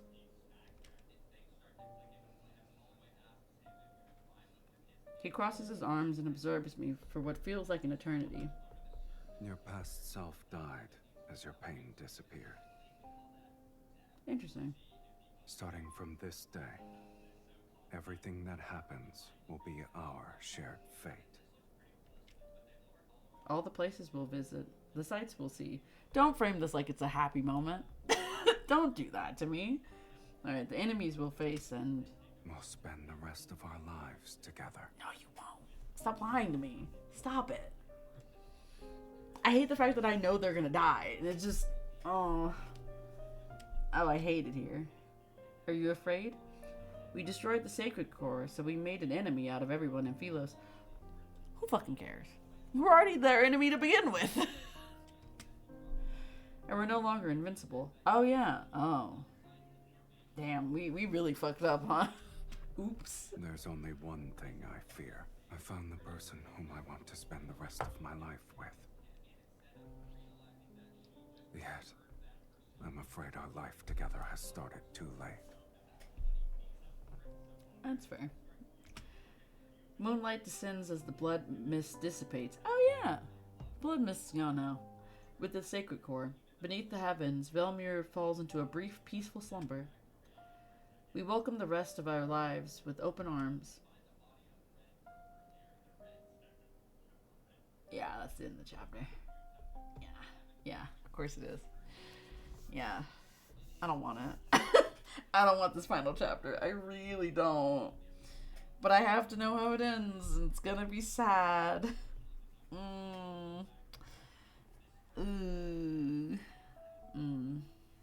Alright. As the wind and sand disperse, the world falls quiet once more. Before the world collapses again, Sylus and I visit the secret garden. Oh yeah, I forgot about that. We promised to visit. As we push open the ivy-covered iron gate, roses bloom in the morning mist. I had this place built a long time ago, during the era of my maternal grandmother, to be exact. Time dragged on endlessly back then, and the world around me collapsed too quickly. I wanted something I could watch. I had to change slowly. It had to change slowly, like a flourishing garden. But you didn't stay. I learned magic, discovered the sacred core, and became aware of your existence. I look up at Sylus. Then we promised to visit this place. I wanted to show you many, many roses.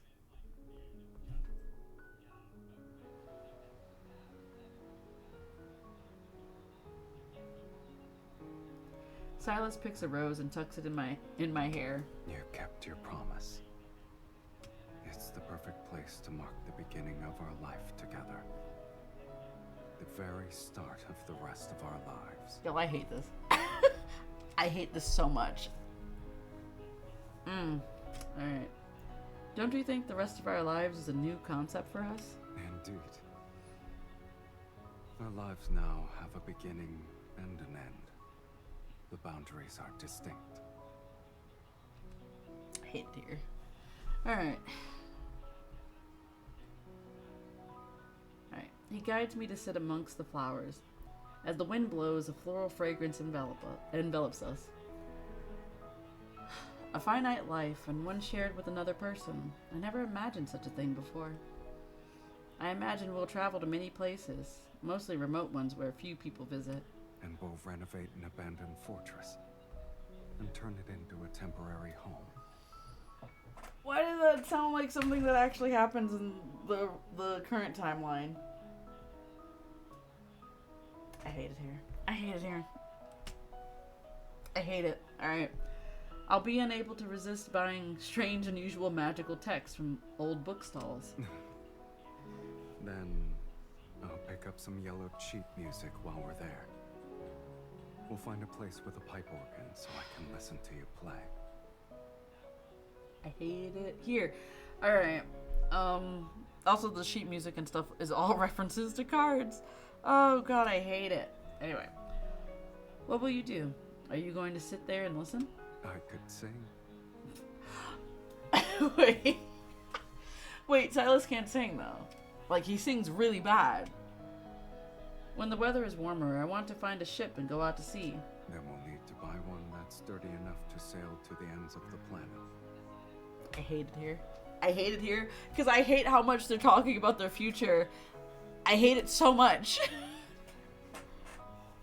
Because I know they're setting me up for, like, the worst situation. I hate it. I don't care where we go.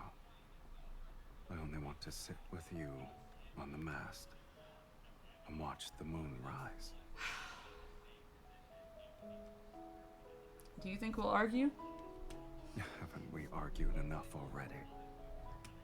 You're right. But in the future, our arguments won't be about the sacred core anymore. Maybe our reason shall be simpler. So simple, in fact, that it'll be about a dish's seasoning. Why are you saying things that But our actually argument happened? will always end quickly because I'll prioritize your happiness. I hate it here. I hate it here. Oh god, I hate it. Oh, it's hurting me. I know too much information now. And it hurts more. I don't like it. Also, the seasoning thing definitely does happen in one of the cards. And I do have that card. Because he doesn't like spicy foods. Anyway, I don't want this. I don't want it. You sound confident. Tell me more. For example, I could make you a wooden bird that caws. And that's Mephisto in the future. But he's not wooden. He's metal. I hate it here. Also, what happened to that bird? We haven't seen him. Anyway. Will you name it Mephisto? If that's what you want. I hate it here. So wait, so did he just... So in the future, does Sylus remember all of this and just do it? Like, he just casually does all of this stuff? Like, he probably remembers all of this. I hate it. I hate it. I don't like it. I don't like it at all. Not one bit. Maybe we'll come back to Velmir every now and then. We'll visit the garden and see the roses bloom in another year. Perhaps we'll be old when we return. I rest my head on his shoulder. That means we truly have spent a long time together. It could be considered one way to rewrite fate. We only need to choose each other to rewrite fate. It's a simple matter. I don't like it. I really don't like it. We continue to imagine our future together becomes lighter, richer, and with every detailed daydream. It's like the rose petals brushing between our palms as they sway in the breeze. Their scent and touch gradually lull me into a sweet dream. Everything is peaceful and gentle before the world's collapse. What? The fuck you mean the world's collapse?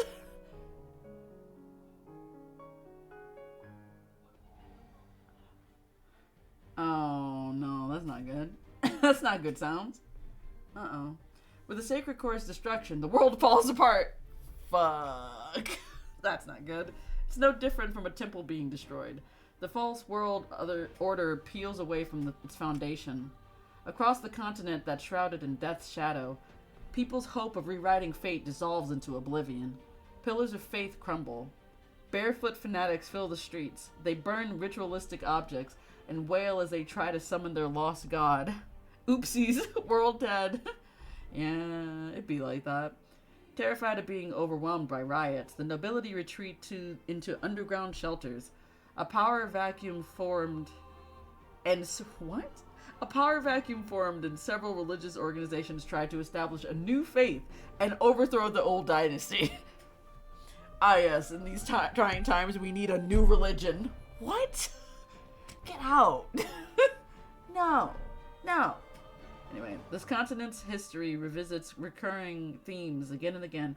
Also, the last place that we were in for the second card was also Sylus, but a different part of Sylus.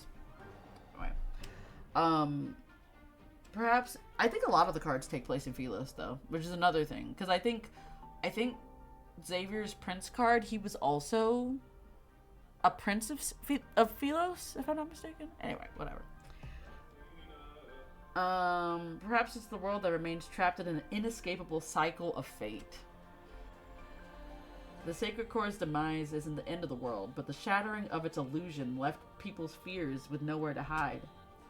And we, the ones who destroyed the Sacred Core and exposed the illusion, are the targets of everyone's hunt. Battle after battle, blood and fire become our shadows.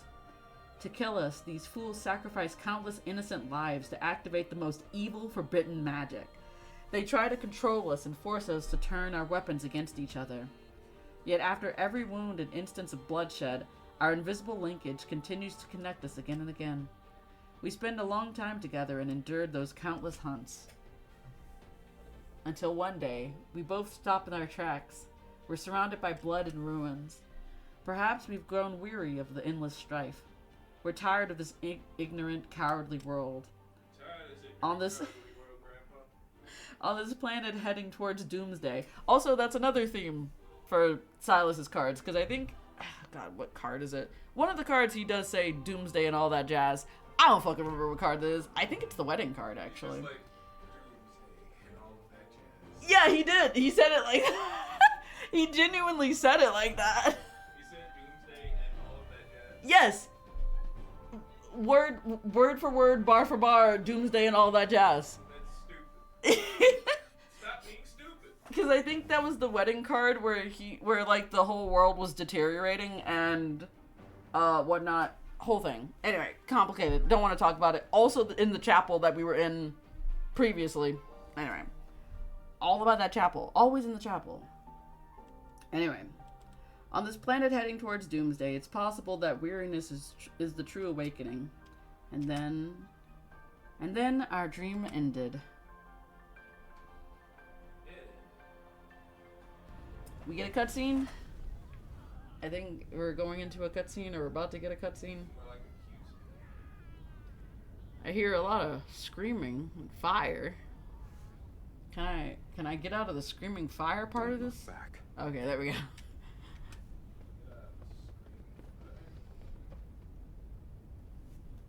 When the roses bloom again, will you remember who I am now? Oh, so this was our Sylus from the future talking to us in a dream, but not the future, like way in the distant future, but like in the recent future. That makes more sense. Obviously. Of course. Yeah, no blood, dude. So long as our souls Grass is remain red, unchanged, water's green. we'll surely Mm-hmm. recognize. Yeah, he said the same thing again. Yep. Intermittent gusts reach my ears. The air is tinged with the metallic smell of rust scorched by flames. In the distance, there's a deep rumbling. Perhaps it's a lingering aftermath of endless battles or the approaching legion. Okay. Also, killing us is not going to solve your problems, gang. Are you awake? Killing me won't bring back your goddamn honey. Killing me won't bring back God. Anyway. Are you... Yeah, I'm awake. Night has fallen. No, it doesn't look like night has fallen. Anyway. Moonlight...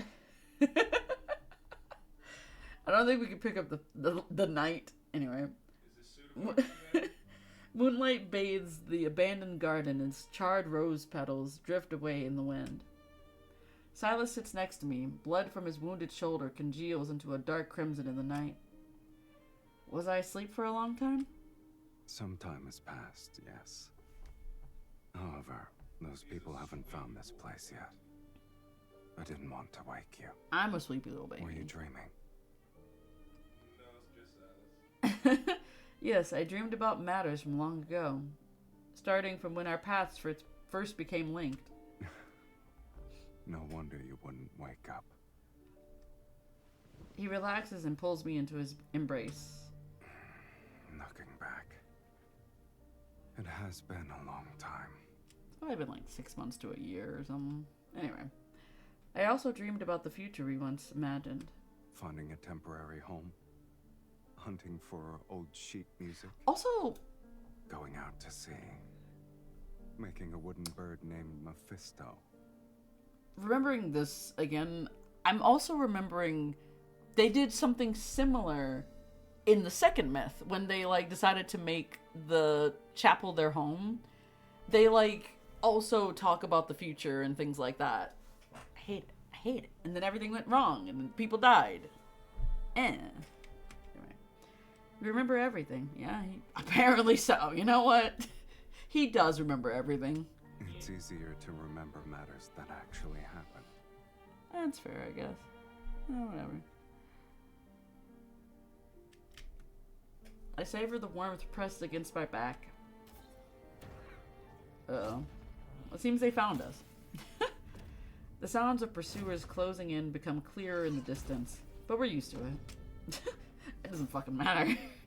Every dream we managed to fulfill was intertwined with endless battles and desperate escapes. The world made us its enemy, yet we only held on to the fragments that gave us warmth. You're correct. The future we once imagined has become our past. That's so We've already sad. spent most of our remaining lives together. Oh, he's using my nickname. I was like so confused for a split second. Like, when did you ever? Evil mage have nowhere to run. This place will be their grave. Shut up, pursuer. You sound awful. Stop that. Ew. Once we kill them, the sacred core will manifest again. Sylus will be ushered into the divine light. Yes, because murder is the only option to get back a fucking thing that was in regards to like a religion. Yes. Ah, yes, murder. The only option. Anyway. It's giving Beyond witch hunt. redemption. Anyway. The legion of mages they've assembled is larger this time. Are you scared? I was thinking, if all we have left in the remainder of our lives are these memories. Sylus turns to face me, his gaze piercing my innermost thoughts. If that's not what you want, then we'll live our lives differently. Is this another instance of us rewriting fate? You know very well I don't believe in fate. I only believe in decisions. I thought he was going to say something completely different from that, but you know, whatever. I smile and offer my wrist to him. An agreement like this needs a proper acknowledgement. I agree. He lowers his head and bites my wrist. I take his other hand and bite his wrist in return. We drink each other's blood. We've done it countless times before. Yeah, I know. I read that. Multiple times. Anyway. The ritual is complete. Are you ready to partake in the final feast, my dearest wife? Why is this kind of hype? Anyway, oh, this is wings.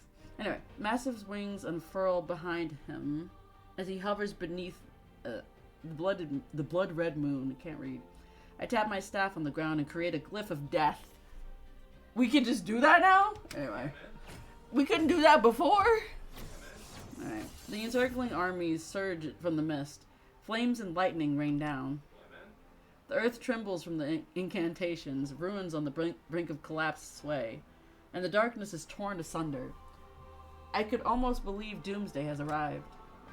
And so we march towards our doomsday as if we're welcoming a celebration that has descended solely for us. Oh, now we get a cutscene. Also, there's the blackbird, who is the opposite of the white one that we saw earlier.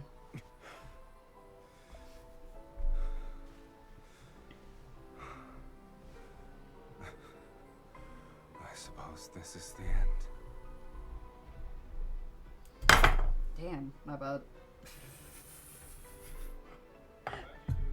I dropped the coaster because the thing stuck to the bottom of the thing.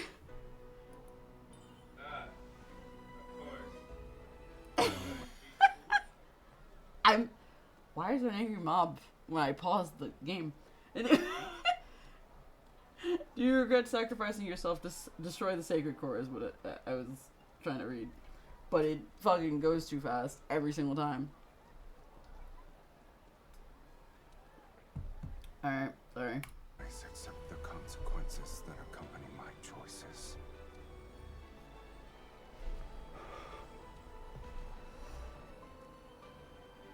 Also, we're back in a church again. Again. Yeah, that's an angry mob. That's what I'm hearing. Okay. Even though you can't return to the underworld and you end up in this situation with me? What about you? Do you regret rewriting your fate so you could live as a mortal? Cover his ears? Of course not. So don't listen to them. All right then.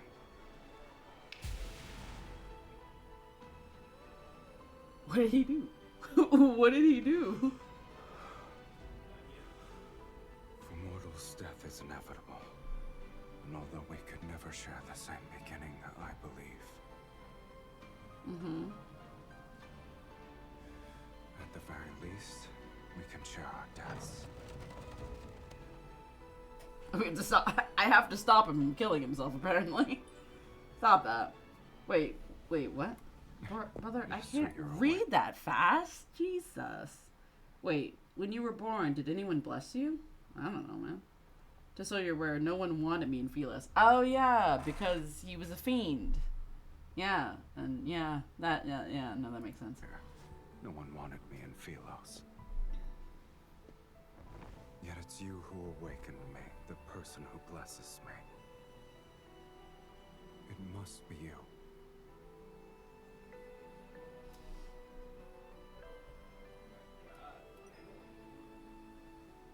Sylus, I shall give you a blessing.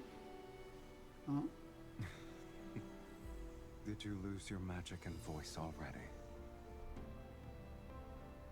Oh. Normally you would speak into the microphone, but I don't think I can do that on a PC. Tap to give your blessing. I gave my blessing. I did it. Now I have truly been born into this world, with you in it. Final step. Sylus, you are no longer in existence that what? That no one wants. Oh.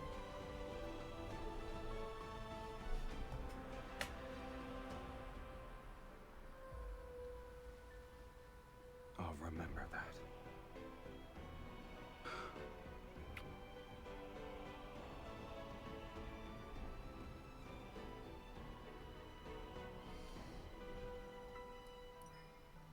Are we gonna place it in the same spot we did before? Oh, we tried. Oh, that's so sad. She couldn't even put the flower in his hair.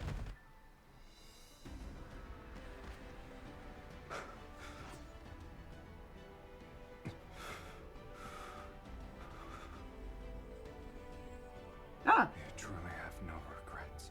Ah. It's the evil linkage between them. Or whatever it's called. The resonate, whatever. I don't remember. Anyway. What are we destroying? Also, she was gonna put the flower in the exact same spot where she put it on Dragon Sylus in the other card. Stop that. Stop that. I will never, so long as you're involved. Ah, she broke their bond. Break my bond. Not what I said. From the moment we're born to when we breathe our last, we shall inevitably walk the same path.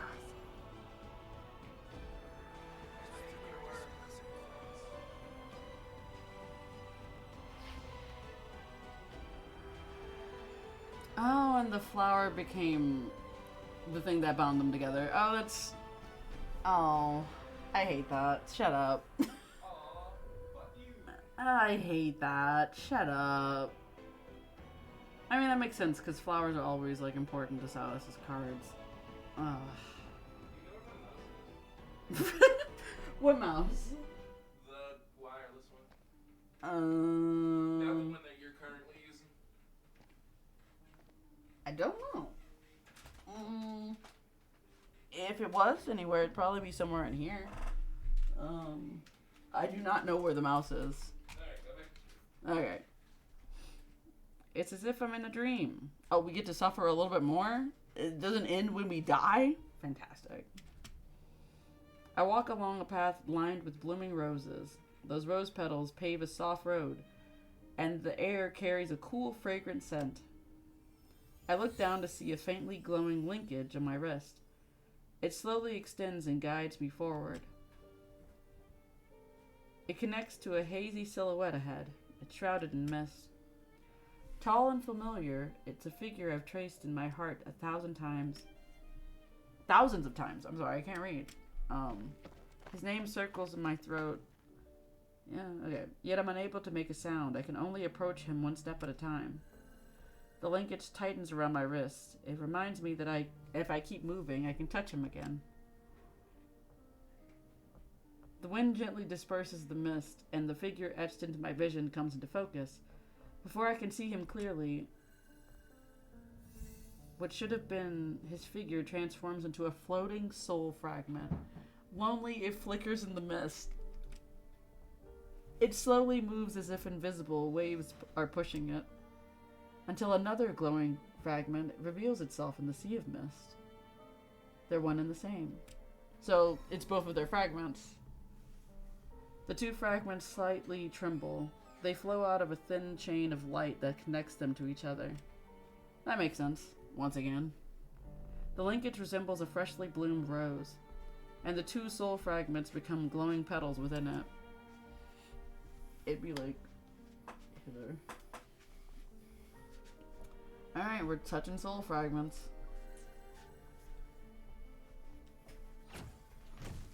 And if you can't find it, I have a wired mouse.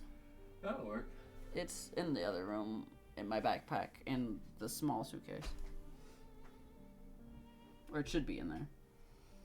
Alright. Beneath the boundless gray sky, countless fractured world fragments are akin to enormous mouths. Where is it? What do you want? The wired one. Oh, it's in my backpack, in my suitcase, in the bedroom. Ah! Your backpack in your suitcase in your bedroom? And yeah. In that exact order, yes. Yeah, countless pearl fragments are akin to enormous mouths devouring space and time. Oh, we're back in the castle, back in the underworld? Sylus stands on top of mounds of broken bones. Black-red mist has intertwined his staff. You lost. Who are you talking to? Oh, is this previous Sylus? Or rather, Sylus before we met Sylus? Previous size. Timeline? I don't know. I'm fucking confused. The defeated fiend gradually crumbles to ash. Of course he does. Anyway, amidst agonizing howls. What? Lets the world turn to ash. Yet before he disappears, a deep voice reverberates. It doesn't matter if you've defeated the fiends here. This place is Fate's graveyard, where only incomplete souls can exist. Oh. So she has the final piece of his soul, I think. No matter how powerful you are, you're still no different from us. My soul was plundered long ago. I only had the instinct to kill. Man, this man's dying forever, right? And you, Sylus, where is the other half of your soul? The other half. Are we the other half of his soul? Or do we have it with us, rather? Touch the other soul fragment.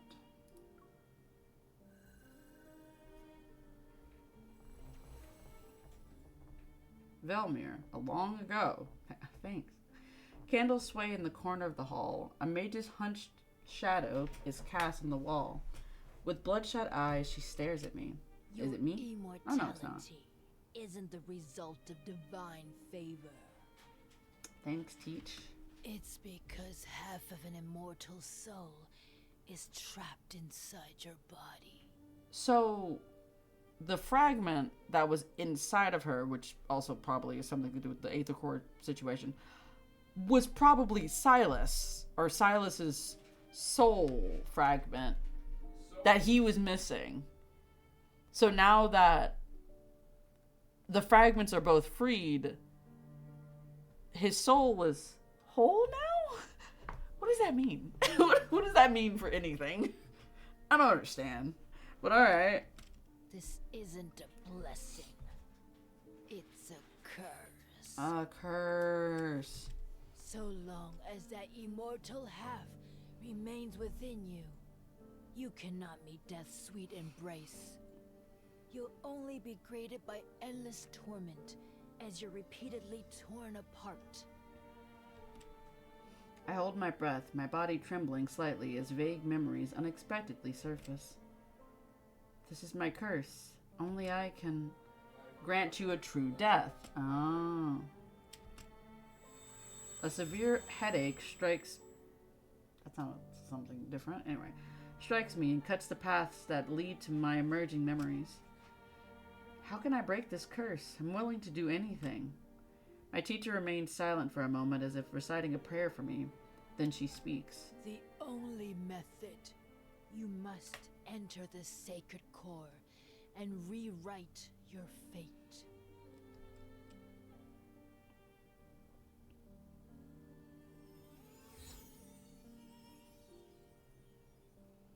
So now what? Reunite the fragments. Oh, okay. That makes sense. So what does that mean?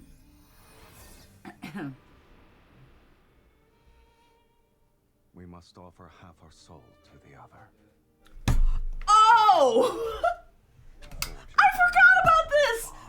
Right, in the second card, we like took half of each other's souls. I completely forgot about this. That's why I had a part of Sylus's soul this whole time. I completely forgot. I played this card a month ago. I completely forgot.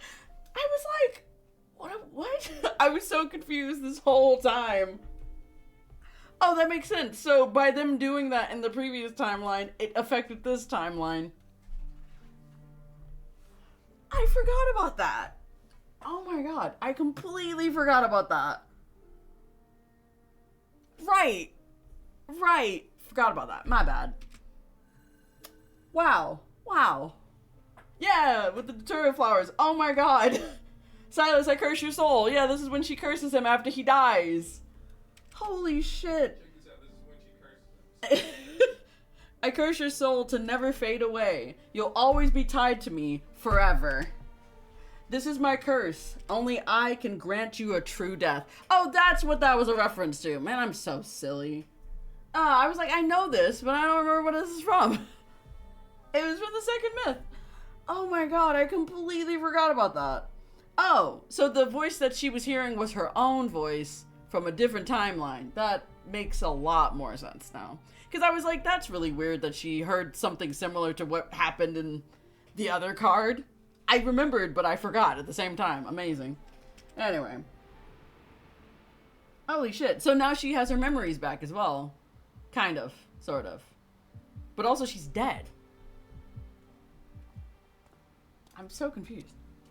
Once again, I walk the path lined with roses. Yet I'm currently holding a blossoming rose. 2 petals are connected as they emanate a golden glow. Ah, like an aether core. My body is gradually becoming transparent. Girl, what? The mist before my eyes is gradually dissolving. It reveals an endless darkness, a tunnel leading to a new world. Oh, so this is how reincarnation works for this. I'm going to leave this world behind. No. I don't want to forget again. Oh my god, I just realized. So wait, this is why she always forgets? That's Chad. I don't like that. I don't like any of that. I don't want it. I don't want it. You don't need to be afraid of anything. A familiar voice resounds next to my ear. I turn only to find wilting rose bushes around me. But I hear the footsteps of 2 people. I will find you, and we shall inevitably walk the same path. The world we find ourselves in doesn't matter. I'm not sure which card this is a reference to. Oh. 2 cores. Or 2 souls, maybe. The rose in my hand scatters because of the wind, and 2 glowing fragments separate. Hold one. I run and grasp one of the fragments before the wind carries them away. If I hold on to the soul fragment, it will keep us from being separated? Yeah, so we still hold each other's souls? I mean that... So wait. Is the piece of each other's souls an actual, like... Is this piece that we both carry actually a piece of each other's soul? Like, the Aether Core, is that actually what that is? If so, that's insane. Interesting as a thought, but, like, I don't know if that's actually what that is. Crazy if it is. Oh my god. Alright. Are you willing to let it become your eternal curse? I place the fragment into my body, and it overlaps with my heart. Yep. So yeah, this becomes our Aether Cores. Oh, that's insane. I guess it becomes our Aether Cores in the current timeline. That's wild. This is the first and last ritual. Because I thought it was the Aether Core the whole time. But no, it became our Aether Core at some point. At the end of the path, the mist disappears, and white light is poured into me. Where are the steps going? What are these steps for? Why are we in the light? Okay. We're in space. We did it. We got to space. We're in the deep space that we talked about in the game's title. I float through time and space. Also, gonna say this as well. This image, this looks like an eye. It looks like a giant red eye. Which is interesting, because at the beginning of the game, we also saw a giant red eye at some point. I don't know what that was about. I still don't know what that's about. I think it's something to do with Sylus, but I have no fucking clue. Anyway, I float through time and space. It's so bright and yet so dark. I can only feel that fragment's warmth in my heart. Sylus, what if I forget you again when we meet once more? It doesn't matter. I will recognize you, and will be the same. 2 kindred spirits. hate this. I hate this more now. By which I mean, it was already sad, but now it's like, oh, here's some like actual backstory and like understanding. Thanks. Didn't want it. Thanks. Didn't ask. And then we'll begin our new life together. Because that's exactly what happens in the current timeline. We forget everything. Sylus remembers everything. Have to start over again from jump. Oh, I hate it here. I'm not alone. Within my soul, I carry my beloved. Are you fucking with me? It just ended there?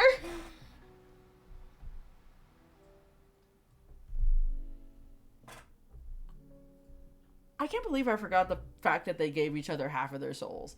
I completely forgot about that. You don't remember when they gave each other half their soul? No! Also, what is the thing I got for this? Remember when you promised? Soul entwined. Oh, I hate it here. What is this? Instead of fading, their intertwined souls transform into an immortal rose, rooted in the heart and nourished by lifeblood. It waits silently to bloom on the day of their reunion. You mean stylously? Also, what is this, Beauty and the Beast now? Anyway. I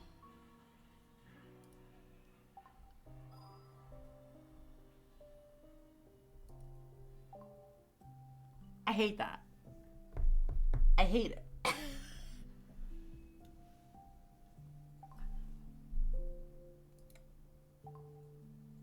I'm flabbergasted. Sylus, what are you wearing?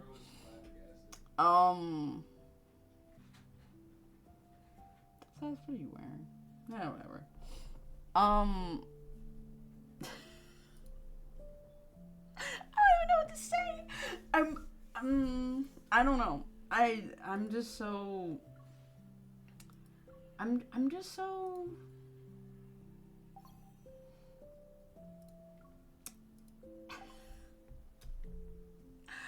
I'm upset.